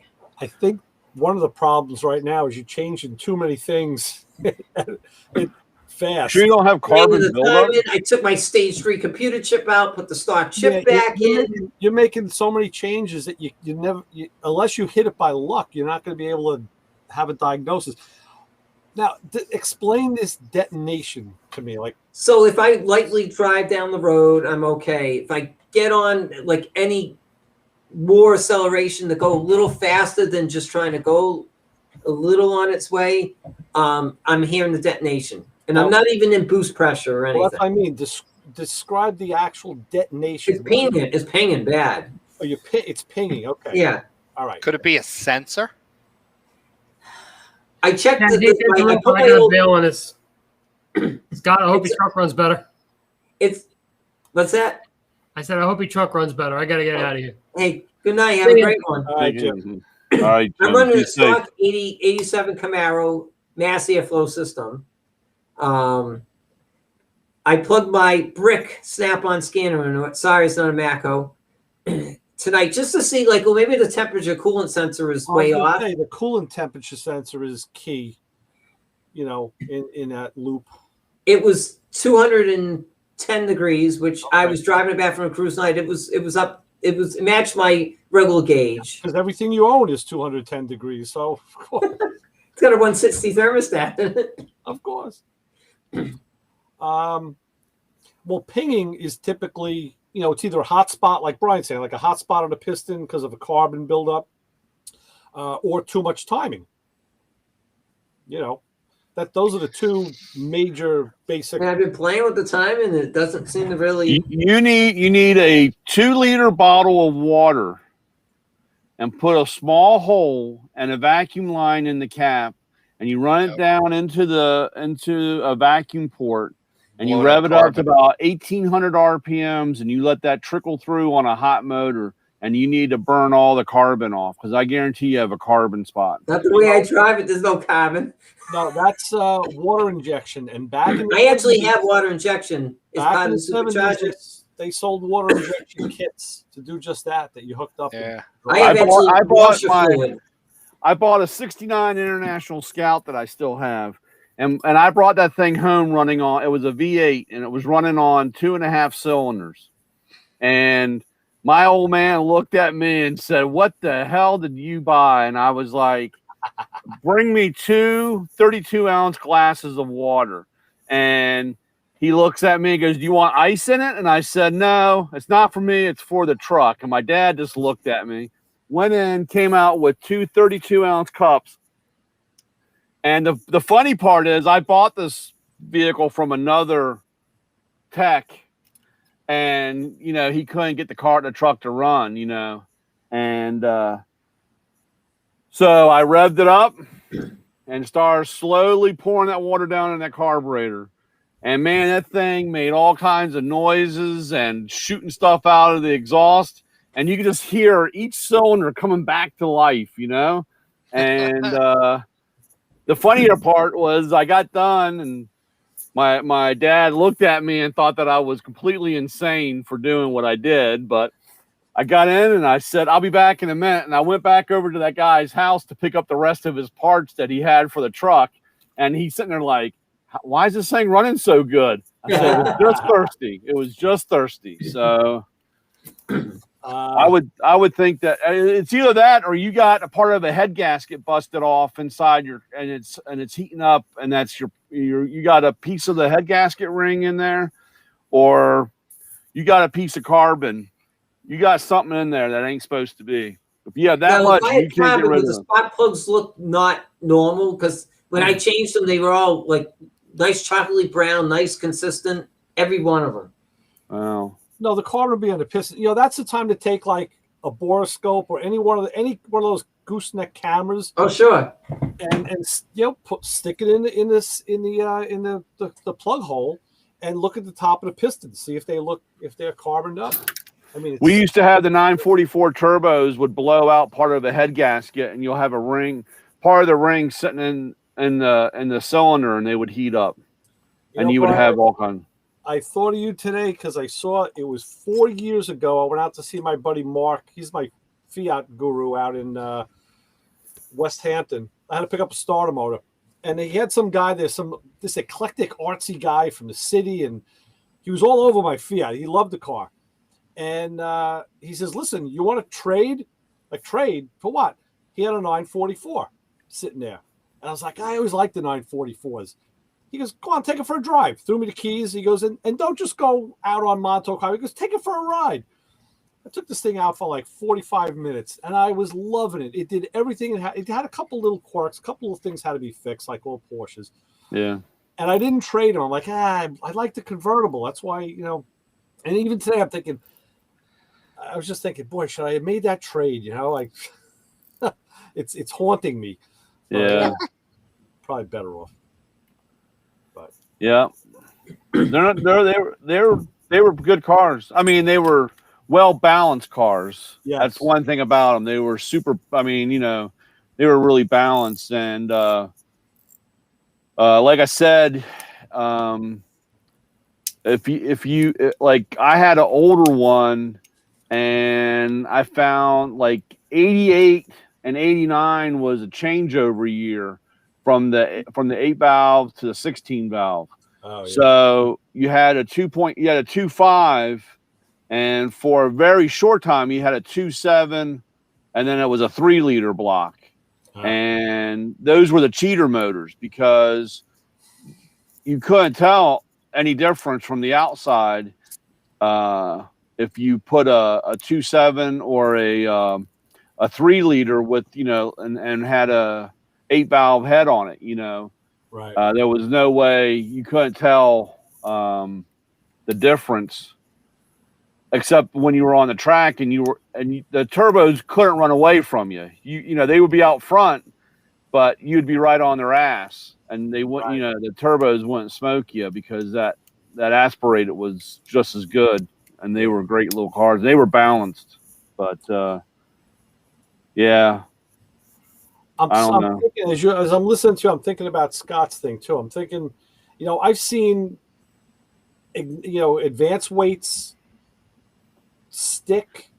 It's electronic distributor. Then, yeah, well, okay. You said you're using the GM module. Yeah, I had an AC Delco in there, made in USA, and then I put the Napa one that came with it. It doesn't say made in China. It has nothing on it. But the misfire went away when I put because I was having a misfire and it was running like shit. It was weird. Really, the way to do it is to have the car hooked up on a scanner with a scope, and look at the ignition pattern as you're driving and see. Oh, one of those like old school scanners. No, the new school scanners do it too, and you see what happens. You just got to look at the secondary ignition, like the old secondary side. You want to see what happens when the event triggers, and you want to be looking at live data is what you want to be doing. Yeah. And you look at it when it triggers, and that'll give you a clue as to where to go. If the module it's breaking down, or I've seen problems where even like with the like the reluctor wire, the insulation was bad, and then things just certain RPMs, the thing would ground. Also, there's anything, but don't go crazy. Don't go crazy. Have you changed the distributor cap? Have you checked inside the cap? Whole cap rotor. In fact, I bought a Taylor cap and rotor because I didn't want a made in China one. I bought a made in American one. Yeah, good.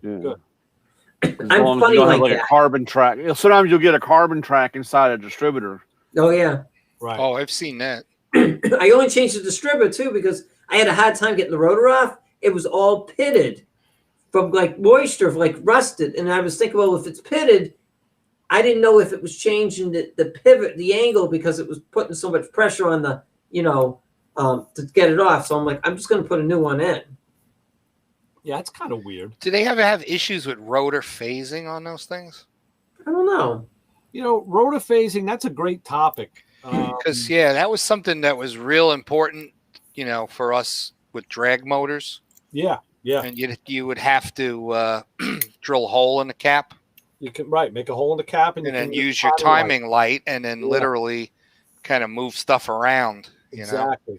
They had these rotors that you could move the rotor. Right. After you got your timing set, and you would get it so that it was hitting, right on. Because I've seen them where the rotor is past the plug wire, or and it's firing back or firing ahead. Yeah, which is essentially a timing difference. It's exactly exactly. Before or after. Yeah. Right. And then that really came about when we started using crank triggers to run the MSD, and the distributor was literally just a distributor. It was solid. There's nothing in it, so you would move the distributor around with having that hole in the cap to line everything up.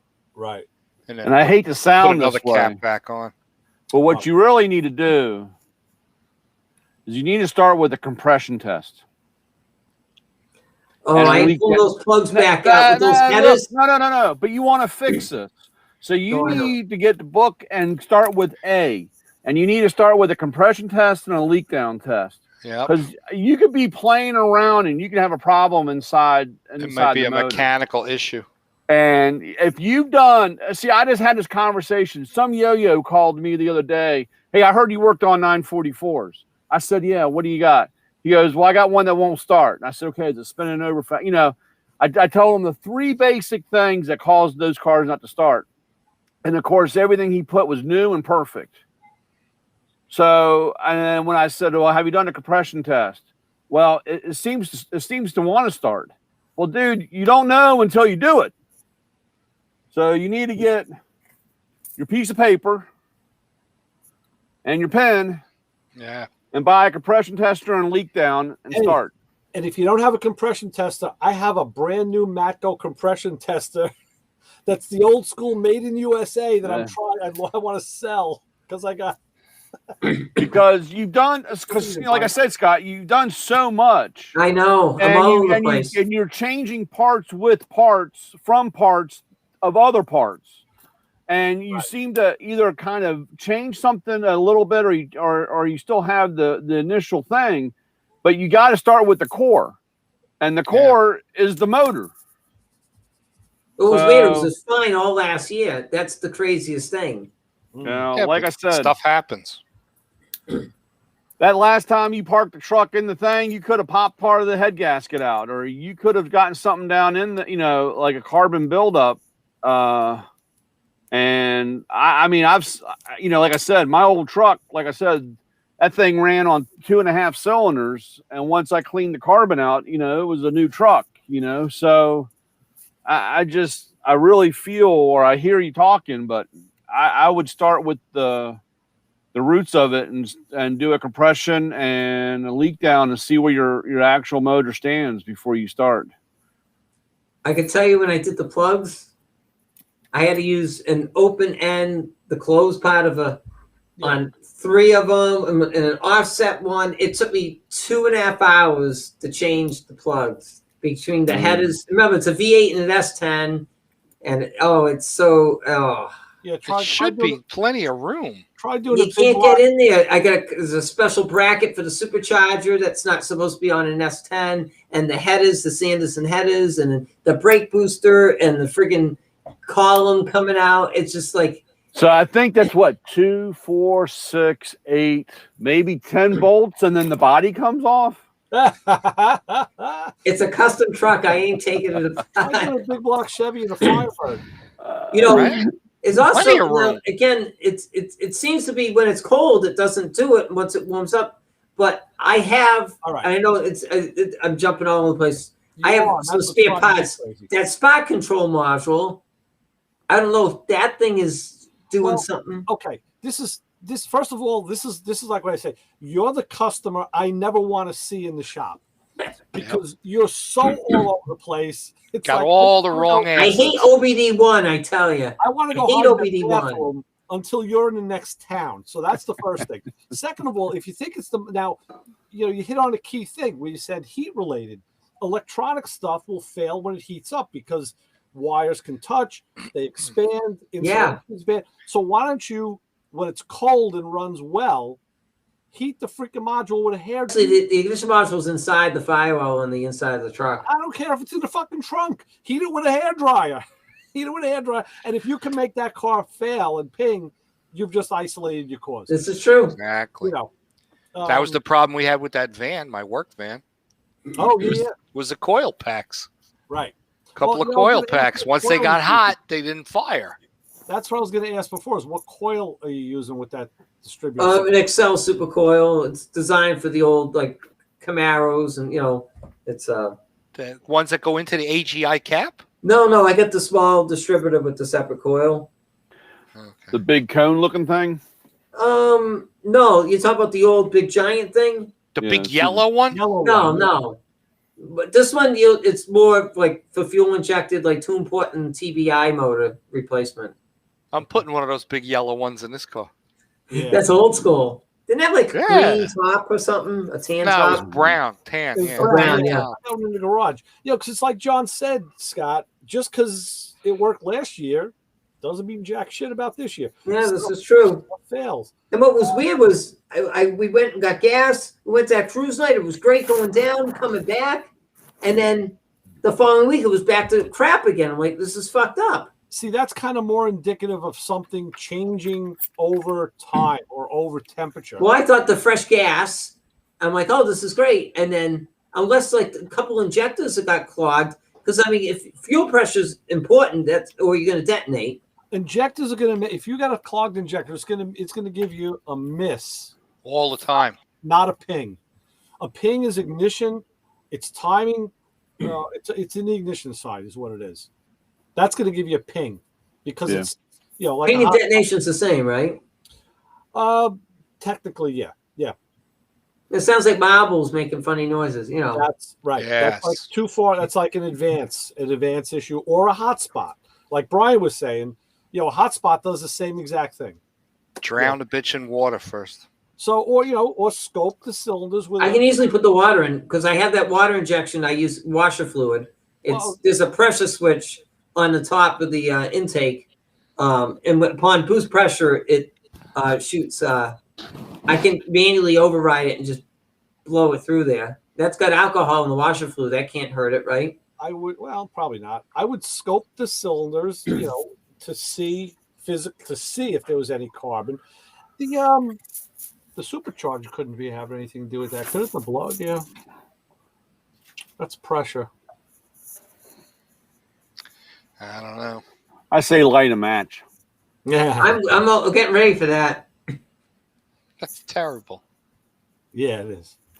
Sometimes you get frustrated. I mean, I've had the truck since '91, and it's like I hate doing anything to do with the motor. I hate taking it apart. Just to take the motor out and put it back in. It's like it's like 3 full days. All my wiring harnesses go inside the fender, come around, go under. Can't you just take the front clip off? It's very difficult to do it. I can pull the radiator and pull that motor straight up. The bell housing bolts are hell to get at. You got to use a 1/4-inch drive with a huge extension and get in there. With Well, just- I won't hurt your You got to feelings, use a but- hole saw and Yeah. make holes in the firewall. my custom painted white firewall. No, yeah. Well, you drill from the back and you make holes, and then they sell these plastic caps that snap in place. Here, So I'll when you make gotta take it Terry out, you happy. Just put an Buy LS the in cap and you get in there with a ratchet and you're done. Yeah, put an LS in. I hate to Exactly. say it, but you probably should have built a C10, not an S10. Well, that See, was Ken, back you got in room for '91. What do you want from me now? You could put 2 motors in a C10. C10s were even cheaper then. it. Yeah, just put an LS, one of those LS 17s with a turbo blower thing. I don't know, whatever the fuck. LS That, I mean, look how nice Yeah. that looks. yeah, yeah. Well, It needs twin turb skis. Yeah. It's got one supercharger, but you Yeah, see just- the whole firewall smooth. The heater bots is smooth. I mean, I don't want to go putting holes and it just. You need a Holly 780 on top of a Torker intake. That's what you need. 4,500 on top of a sheet metal intake. Oh well, You saw the hood I made, right? The clear hood. a clear What's hood. How'd you do plexiglass. that? Let's in. Wow. That's cool. Yeah, you're lucky that you still have that hood. During the pandemic, somebody would have stole that fucker. Yeah, and it made a divider. That's wild. That hood's like a piece of plywood now. I cut up a factory hood, and then did a ton of Yeah, to sheet make- metal work. Yeah, you had to make supports, right? Yeah, I welded bandine on the front, left, and right. That gave it the stiffness. And in the back side, I took a piece of 1/2-inch square tubing and welded it in there. But yeah, I mean, it was a lot of work. But it was cool because I was able to say I did it myself. Sure. How Sure. thick is the Lexan? 1/4. Quarter. I got a friend of mine that has a plastics company. So he's like, whatever you want. I made a piece of 1/4-inch plywood. I made a template of what I needed, and he put it on. He routed it to the. Mhm. We had a different material. It was a different plexi, and people would run their fingers across the shows, and it would scratch. So he got me this stuff. He says it's the same stuff they use in the race cars for windows and stuff. Marguard. Yeah, it won't Marguard. scratch. You can't scratch it, but it's tougher to scratch. It's Yeah, Marguard. he actually took. I forgot. I don't know what he did, but he's like he tried to and it wouldn't even scratch it. I don't know what he Yeah. used. That's But cool. I'm like, okay. I ran So- through sheets and sheets of that stuff through the years. But it's funny. You go to shows and it's like, wow, look at the hood. Look at the hood. That's all people look at. They don't look at the flames or the tub, the 9-inch and this that. It's just look at the hood. Do you have different color LED lights underneath of it to give you the different colors coming through the hood?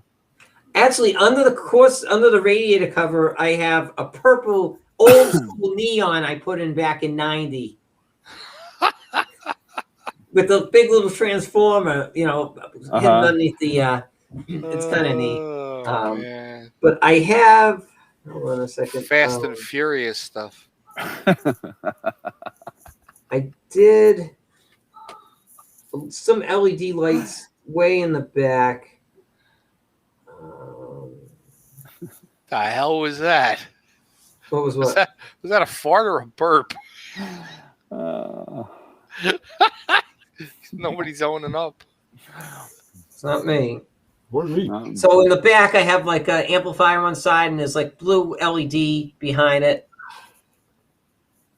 And then I got my custom enclosure. My gas filler's under the bow tie. And then the spare tire, there's blue LEDs that are behind there. It was something different. People are like, oh, look at the spare tire. Look at the tire. It's funny. You go to shows and people look at certain things. Yeah, it's amazing what people pick out and they hone in on. Yeah. Yeah.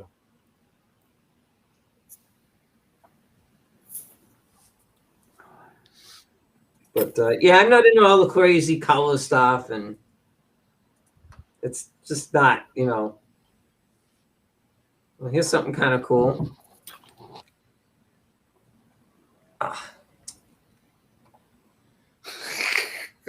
We have it used to be the New England Summer Nationals here It's in washed Green Hill out. Park in Worcester, and they used to do burnouts that were, you know, they had the people making sure it was all controlled and whatever. The And burnout box. they had a concrete slab that they had brought up there, and I got a full video of that. That was actually when the truck was still 4-wheel drive, so it used to sit a little higher, but just kept going and going and going. My mud flaps are clear Lexian plexiglass mud flaps, and there's rubber strips on it from the rubber coming off the tires. I left them on there. It's funny. I did one of the, I don't know if it was the Super Chevy show or the World of Wheels, and the judges were over, and I said, just so you know, that's real rubber on the mud flaps from doing a burnout at a show. So that's not dirt, that's rubber. Just to let them know I used the truck. It's just kind of funny, you know? That's cool. So, you know, some people, you know, they get trailer queens and, you know, you Yeah. know they don't drive them. Here I am doing no. burnouts. I've been at the track, you know, every time I go to the track, I break something. Those pistons I had to change in that motor. They had those hypotonic, you know, that's one of those 300-horse 350 crate motors. So I broke piston skirts. So I Really? put in some Speed Pro forged pistons in that. I don't know, 12 years ago or 13, 14 years ago. It's always I had something though. And here's the funny thing. I made that truck. That was 4-wheel drive, and I cut the frame in half, put a 2-wheel drive clip, and I got it done just in time for the Hot Rod Power Tour back in '98. And when I had the oil pan down to change it from a 4-wheel drive to a 2-wheel drive pan, I'm like, what the hell is that? So I look up with a flashlight, the parts of the pistons were broken. I'm like, oh, fuck. What I'm caused putting this together now. I'll take the motor out again later. What caused that to happen, Scott? That was going up to Epping, New England Dragway for Super Chevy and doing time trials, not letting it warm up. And I went right down the track like twice, and it got very hot very fast. That's what I was told. I don't know. You're not breaking piston skirts, though. I mean, I was told I didn't let them heat up and kind of cool down, and you just got them too hot too fast. I don't know. who told you that? Guy at Summit and somebody else at some speed shop in the local town here. Sounds kind of crazy. Yeah, I I've don't never know. heard that one before. Yeah. I don't know much about the hypotonic. I know nothing about them. I'm using hyperutectic coated pistons on my engine too, but mine are very short skirt pistons. For faster velocity, you know, it's less weight. Although the rods are probably twice as heavy as the stock rods because they're, you know, cast I-beams. But that's for I straight. think it was a 9.5 to 1 motor. Yeah, that's what And I mean, I'm running 5 pounds of boost, which isn't a lot, No, not at all. but never had a problem after that. That's for sure. That's like I like to know what this thing's coated with. The tops of this piston. There's a lot of coatings they're using now. They change them all the time. Ceramics and stuff. Yeah, they Yeah. change them all the time. There's all new stuff coming out. There was even stuff you could do apply at home. But I still can't get over that valve cutout. That's sweet. Yeah. So I Must just be got big valves. Huge valve. What kind of motor was that? Do you remember? That's from a Hemi. That's from a Top Fuel. It's out of Antron Brown's Top Fuel Yeah. dragster. 500-inch Hemi. That's That's crazy. crazy. just got my Matco Your Tool Fuel email, with all the summer stuff. Very cool. Yep. But even the coloration on the It looks green. yeah, well the piston is like a green, and then like I said, the top of it's just black, and it looks. I mean, it's like I said, it looks like it's rubber, but it's not. And It's a type of ceramic coating. Yeah, it's some type of ceramic coating. And I think the top, I think they use a different, because it's hotter because of the spark. I think they use a different. I don't know why they didn't do the whole thing the same color, same. But I don't know if you can see. I don't know if I can make it show. Where that piston ring goes in is where the change is. Right above there is a wear mark like how this is, and the coating's gone there. It has the green underneath of it, but it's pretty interesting. I'd be surprised. I like to know how many. I guess it's only 1 run, 2 runs. Depends. Wow. Those aren't cheap. Yeah, it depends. They'll make a couple of runs on pistons if they're in good shape. If the skirts are. This one has a marking on it. It has a O. But What one of those would have cost? I don't know. $300-400 each. But if you go to the national event and you go past one of those pits, a lot of times they'll be getting deliveries. Like if you're there racing and you're there all day long, and they'll get deliveries, and it'll be like 20 boxes of pistons Yeah. all in one shot. Right. It's like, oh my god. Because every single thing in a top fuel car is a replaceable item. Pretty I was much. Whether it's a head, a valve, a block, a piston, a rod, they throw shit out every pass sometimes. yeah, I was hoping for another rod. I got that one rod. Yeah. I don't know what I did with it. I have Can't believe. I have a John Force rod too. Barb got it for me. Last place you look, you'll find it, Brian. Yeah, is that the one with the clock in it? Do it have a Yes. clock in it? Yeah. Yeah, I got that one too. I bought it down in Race Rock when I was in Yeah. Florida. Yeah, one year we had some that we were selling from Antrons. We had with the clock and the rod and everything. That was limited. I don't know what I did. I can't believe I was showing that rod to somebody. But I told when I was at Expo, I told them I wanted some more stuff, and they sent me. So yeah, this one that has the O on it, the top, I mean, is really worn. You could see the black gone. I don't know if you can see. Oh yeah, I see the scuff. But Yeah. the scuff is really gone. Yeah. But I can't even get over how big of a gap for the rings. It's gotta be. Yeah. I mean, that's a huge. That thing must have been those. Big, heavy top ring. right. I mean, like a quarter fits in it. You know what I'm saying? Yeah. I mean, a thickness. About an eighth of an inch, right? Yeah, and the oil ring, the one at the bottom. I mean, you could fit like 3-4 quarters in. Wow. Does the oil ring intrude into the pin? Yeah. Yeah. Yep. Yeah. They use these aluminum buttons, and the oil ring holds the buttons in. That's what I was wondering because I could see. The button has actually got like a flat spot in it. When they slide those buttons in, it's not completely round. There's a section that's milled out of it. So they stick it in and they rotate it so that flat winds up with the ring land for the oil. Yeah, because I can see there's like the hashtag mark, the hashtag where they drilled it out, but you can see like a line in there, like there was 2 pieces from the pin and the cap. There's like a wear mark. Yep. Pretty interesting. Yeah, they have short skirts, and the pin is way up, almost to the second ring. Yeah, there's very little in That's that changes a little bit. Compression height on a top fuel piston will change depending on where they're racing. And then they change head gaskets too. They just need some compression. They'll put a slightly thinner copper head gasket in there. Good Yeah. compression do you think they run? Gosh, I don't know. 13 or something? I really don't know. I think it's more. I think it's like 17. Yeah, I think it's It's way up there. way high because it's nitro. Nitro doesn't want to burn. You gotta force it to burn. Yeah, you got to squeeze it. You really got to squeeze it. And 9 times out of 10, the tips of the plugs are gone.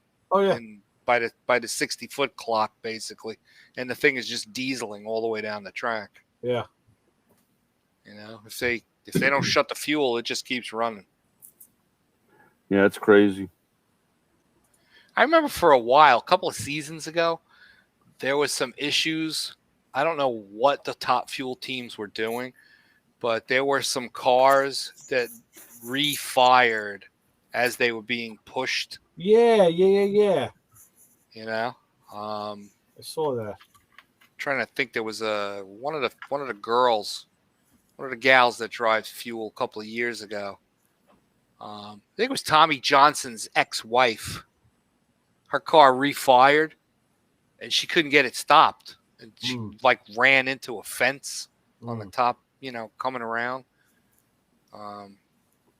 There was a rash of that for a little while, Yeah. and then it stopped. It's got to make figure it you out. think. Yeah, right. Just like for a while there was some carburetor explosions in Pro Stock that were identical to a lean out on a nitrous system. Right. On the top end, all of a sudden a flame coming out of the hood scoop. Yeah. Hey, you ain't racing if you ain't cheating. Yeah. Yeah, Right. You ain't really- cheating. You ain't cheating until you get caught. Till you get Right. caught. Yeah. Right. So it's all good. Oh, shit. Oh well. Yeah, that was back in the days before fuel injection, when they were still running carburetors. Yeah. Kind of miss those days. Yeah. That's why I like the Mountain Motor Pro Stocks. Right. They got hood scoops. They got big, giant split dominators. Mm. That's some cool stuff. Yeah. I'll tell you though, I love the look of the new Camaros with just that tiny little cowl. Yeah. I would love to be able to do that on a street car. Think about it. They got this big, giant engine in there, 500 inches, really tall deck height, big billet heads, the whole deal. And then that Holley fuel injection. And they got like a 2-inch cowl scoop. John, you can do that. Yeah, I know. You right? can. You just can. put an LS in it. Yeah. There was a class they learned a few years ago out in California. It was a pro mod class, but they had the recreation bodies. There was like a 68 GTO, and there was a what the hell else was it? I think there was a Charger, a Dodge, and like a 69 Charger. There's a lot of old style cars running pro mod still. Yeah, and it was so cool because it was bringing back the cars that you knew, but they only ran them out on the West Coast for some reason. A lot of West Coast guys. There's a guy that runs now.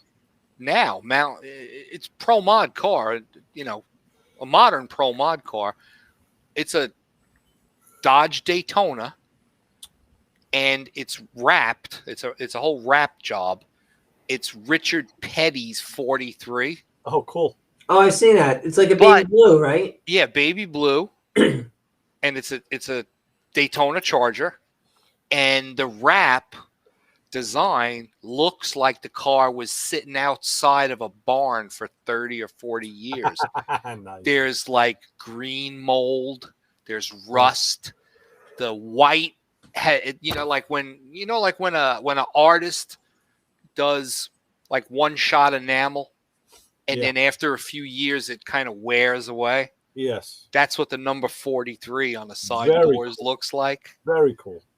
Unbelievable car. It's up for sale, as a matter of fact. Really? This particular pro mod is up for sale. It's beautiful. And it's all ultra modern, double frame rail, the whole 9 yards with a big Hemi in it. What are they asking And- for it?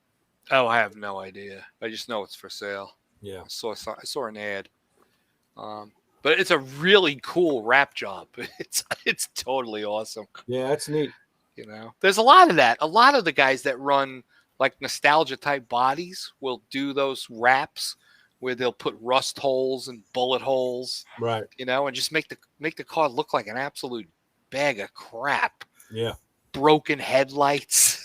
It's, Yeah. you know, it's all in fun. It's cool. I like Sure. it.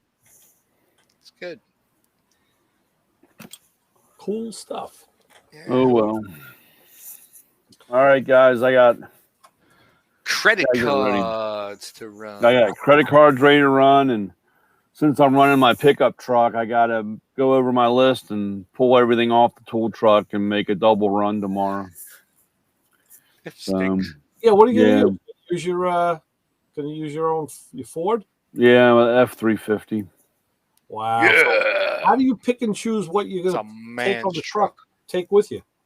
Well, I have my basic like top 25 things that I always sell. You know, I got that stuff in the truck 10mm socket.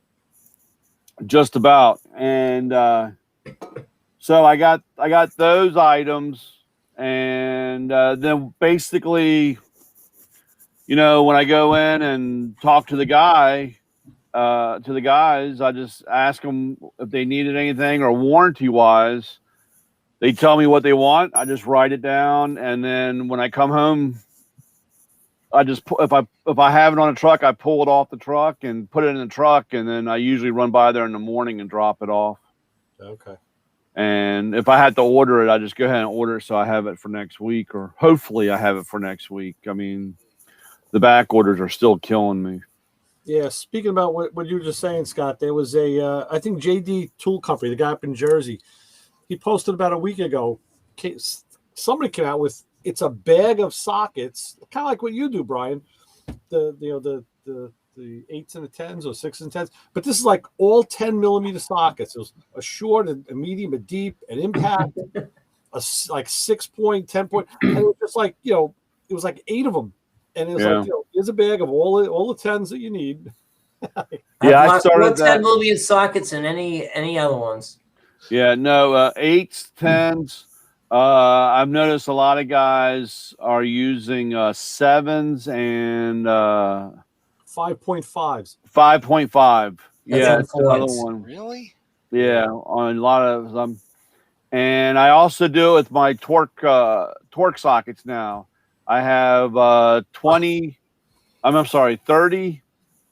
a 30, a 40, because they're using the 40 torques on brake rotors now. What the hell was the size I lost to my wife's car? Was it 30 or 35? I forgot. It had been 30. There's no 35.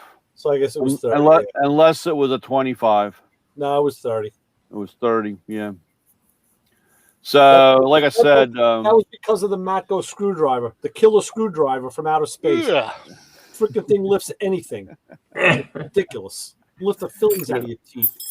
your pocket. Yeah. It is unbelievably strong. Yeah. Yeah. Yeah, the pocket screwdrivers. Good magnet. Very good magnet. Yeah. That's cool. In fact, now, like when I put it in the toolbox, you put it, it just attracts tools. So what I do is I put it in and I stick it to the side of the drawer. So it just stays put. Because the freaking thing. The guys hate it because when they're in the pocket and when they get into the car and the seatbelt thing grabs a hold of it and they're all hanging, or they get out and they're all hanging on go back to the car that you just got out of and they're sitting. I actually was on the workbench today. I had tools out. I'm doing the carburetor, and you put it down with the other stuff, and it's always stuck to a screwdriver or a pair of pliers. So on my workbench, I had clad it with aluminum sheeting, and I just used roofing nails because it's on butcher block. Yeah. I just used roofing nails, the wide ones, to just nail it in.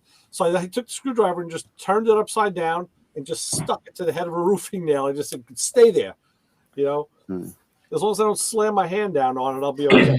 Yeah. Hey, you got any tips on getting rid of filings in your magnet? Oh, yeah. You know There's what? a thing on YouTube. John, I have a foolproof plan, but I always end up with splinters in my fingers. Use a rag on it. And Yeah, I wipe them and then Yeah, try to throw them Don't away. use your fingers. Use a rag. I know. Don't be an idiot like me. And get an old speaker magnet off, from, a magnet from a speaker, and then that'll help. Might pull it off You can too. do that. Go magnet to magnet. Yeah, Oh, As long as yeah. it's a stronger magnet than that, it's going to pull it off of it. That's I true. think. that's true. Yeah, those I've- fuzzy things are a pain in the ass. They really They're are. total pain in the neck because I'm doing a lot of grinding and drilling and everything. You know, even when I use the work lights with the magnet, You got to remember to after a take them out while- of the way. I always remember to move them first. Well, sometimes they fall, and the floor is like littered with metal shavings from me Yeah. doing what I'm You doing. need to put the magnet in a Ziploc baggie. Right, that would work. Yeah. This is true. If you wrap it in saran wrap or a zippy or something. A But the magnet problem around is them. if you're welding something, it's going to melt. Yeah. I know that, but I'm just saying. I've had There's a pretty guy good on luck YouTube using that my shows you what to do. air gun and blowing stuff Arco off with the had air a gun. thing. Yeah. Arco had a thing on one of his. What he did with his. I bought these really, really strong ones, and they're like totally fuzzed. Yeah. Not from Harbor Freight, that's for sure. Oh no. They're from, believe it or not, they're from Lincoln Lincoln Welding, and the price was like totally awesome. I think I paid like $9 a piece at Lowe's. I was like, wow, yeah, That's a good price. real big, super crazy strong ones. They're like, sometimes they're a little too strong. Yeah. Didn't someone make one that had a thing where you turn it and it Yeah. turns on and off the magnet? Pro. I used to sell them. Yeah, Pro stop or pro. It was pro something. That's like a magnetic base for a dial indicator. It always has Yeah, a- yeah, exactly. Right. How does And, that actually work? What is in there that blocks Magic. that A magnetic piece of lead. A piece of lead. Piece of lead. Yeah. I've never taken one apart to know. Yeah, I don't know. Kryptonite. Right. Yeah. I 'cause was They got using them. mine the other night. They have them on all those dial indicator bases, which it's a cast base Right. Mhm. with that knob, and and you turn it, it works. You turn it, it doesn't work. Yeah, I got that plow back and there was some holes in it. And they weren't there before I had it sandblasted. Yeah. I'm welding in sheet metal, so I was using one of those magnets. But I kept, every time I started grinding, I moved the thing out of there. What are you going to do, What's It's, Ray getting? Normally it's right underneath his desk or right near his desk. there you go. Yeah. This type with the lever, Yeah. and you can feel something move in there. You Let's definitely cut it open right now. I think, yeah, let's cut it open. It's solid, man. There's no way to. I It's a think what, solid base. I think mine have a screw. Hold on. I think mine has a screw on it. this one feels like I feel something flipping back Yeah. and forth. So the magnet must physically move. And then I got this one. This is a Starrett. And this Oh, yeah, one that's a good brand. This one just uses a big button. You just push this shaft. So nothing's flipping in here, but What's this that is a Starrett weird. from Massachusetts or New This- York or something? this one's got this is the limp dick one. Boop. Yeah, it's like, oh, hey, get up there. And it's like, hey, wait a minute. Boop. That's funny. Are they from Mass? I can't. The I Mass in think New they York. are. Maybe Chicago. Yeah, you know what? They are. No. Athol. Athol, Mass. Yeah. Yeah, that's a Starrett. The other one is There's a lot of factories and stuff up that way. actually this one's a Fowler. That's another good company. Yeah, I got some Fowler ones, and I don't know what I did with them, but I did find my rod. See, I was going to say it's probably with the rod, but I guess not. Right, there you go. There you go. That's cool. that's shit. We just had them on clearance blowout. I think I got like 4 or 5 of them base. The base, and Yeah. I think my cost was something like $5 or something. Really? Wow. Wow. Yeah. I'm really bad when they're blowing stuff out. They had I put down for 10. But I only got 2. But they were extra long grinding bits Ah. for grinding. Working on heads. Yeah, try to get Yeah. farther in. Yeah, the long shaft. Yeah. long shaft. I mean, these are. I think these were blowout were something like $2-3 a piece. Wow. Are they supposed to USA. sell for like $30 or something? Huh? Yeah, Or they my sell for cost. like 30? Yeah, my cost was like originally my cost was something like $18-19. Yeah. Do you usually sell all that stuff out pretty much right away? Sometimes I would sell them, or a lot of times, you know, they had like I got a box of small grinding wheel discs. Yeah. They were blowing the stuff out, and I just get it because, like I say, I use so much of it, or I go through, you know. Well, you know, if you let all your favorite customers know about that stuff, you'd probably sell more of it. Well, the problem is I don't know when it's blowout. I don't know. I mean, Don't matter. Hey, 11 o'clock at night, you send a text. I'll see it the next morning. You know me. No problem. Yeah. Like I said, I don't know what I did, but those base, I was really surprised how cheap the base were.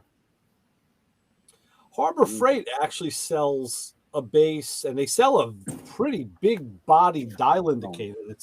I used one once. One of my friends had it. I checked it against my Starrett, and it was on. It was on the money. The Fowler, it says right here, Japan. Fowler's Yeah. good. Japanese stuff is always good. Yeah. Well, it's funny because I talk about it all the time. Growing Oh, up. this one has a push button. This Fowler's push button here. Well, the Starrett is push button. This one's got a push. I think I have 3 more of these out in the garage.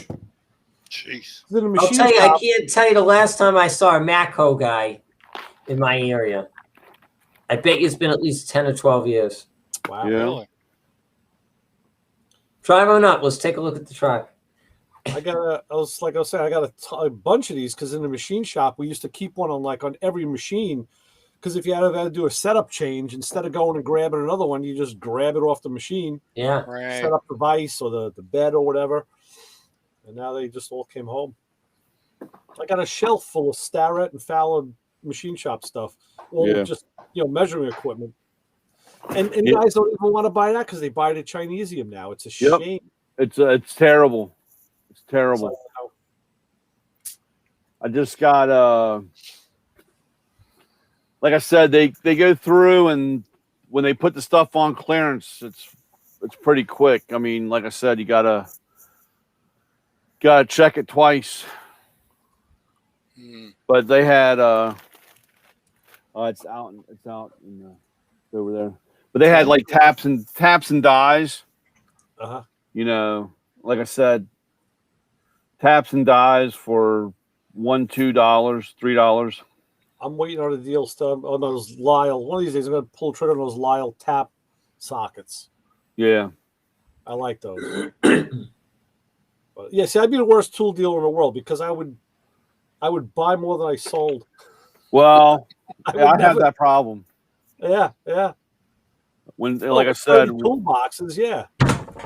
when I buy something, like I said, a lot of times I buy one. I'll buy whatever it is. You know, if I buy 5 or if I buy a case, one of them always ends up in my toolbox. Yeah. So, That's good. oh well.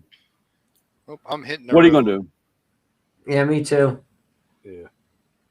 It's way past All my right. bedtime. So I guess for Lewis Lee, playing in traffic, Motor Mouth Ray, Chassis John, Macroman Brian. We got to get a name for Scott. I don't know who the hell. We're gonna call him Pingin Scott. No, just detonation. Detonation Man Scott up in Just there. call him detonation. Yeah. That was just Scott. Detonation Man. We'll sign off and we'll be back next week and have some more fun. Yeah, he didn't say who his guest was going to be, right? No, he didn't. He didn't want. I to bet you it's freaking Shag, whatever his name It's a is. secret. In fact, Shag is on some other car thing. I think it was today or yesterday or something. He's been trying to get Antron too, so I don't know. Yeah, I know he said. Yeah. Yeah. Well, I'll be on the radio on Sunday. Motor Mouth Radio. You got a guess? Not yet. I was going to put this guy on from Georgia, but man, he's got a thick Georgia accent. He's like Vince times a little bit more. Really?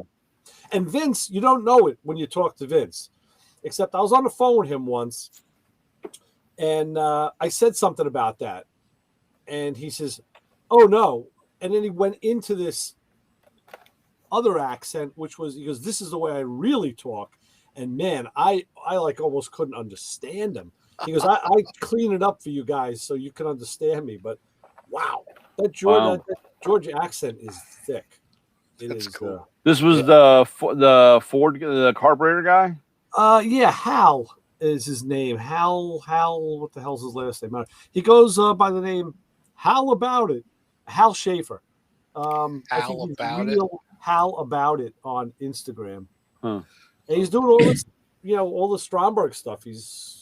I'll send you a link to his thing too. Yeah, I'll be interested. All right, boys. All right, guys. Quiet. Till next time. Take care. Yeah. Shot. All right, Ray, be keep safe. sending the good weather over. The temperature went down another degree, so enjoy the cool weather on me tomorrow, Scott. Cool beans. Hold on a sec. I'll tell We're you. down to 69 and rain is coming. That's what it tells me on my computer. Oh shit. 84. That's what it was before. 81. It's 81. Oh, went down to 81. It went down 3 degrees. Okay. Yeah, Yeah. We went down a degree too. So yeah, there we go. 81. All right, Yep. guys. 59. 59. High is 79 Oh, today and down to 55 tonight sometime. Oh, Yeah. God. Only in New England. Yeah. Yep.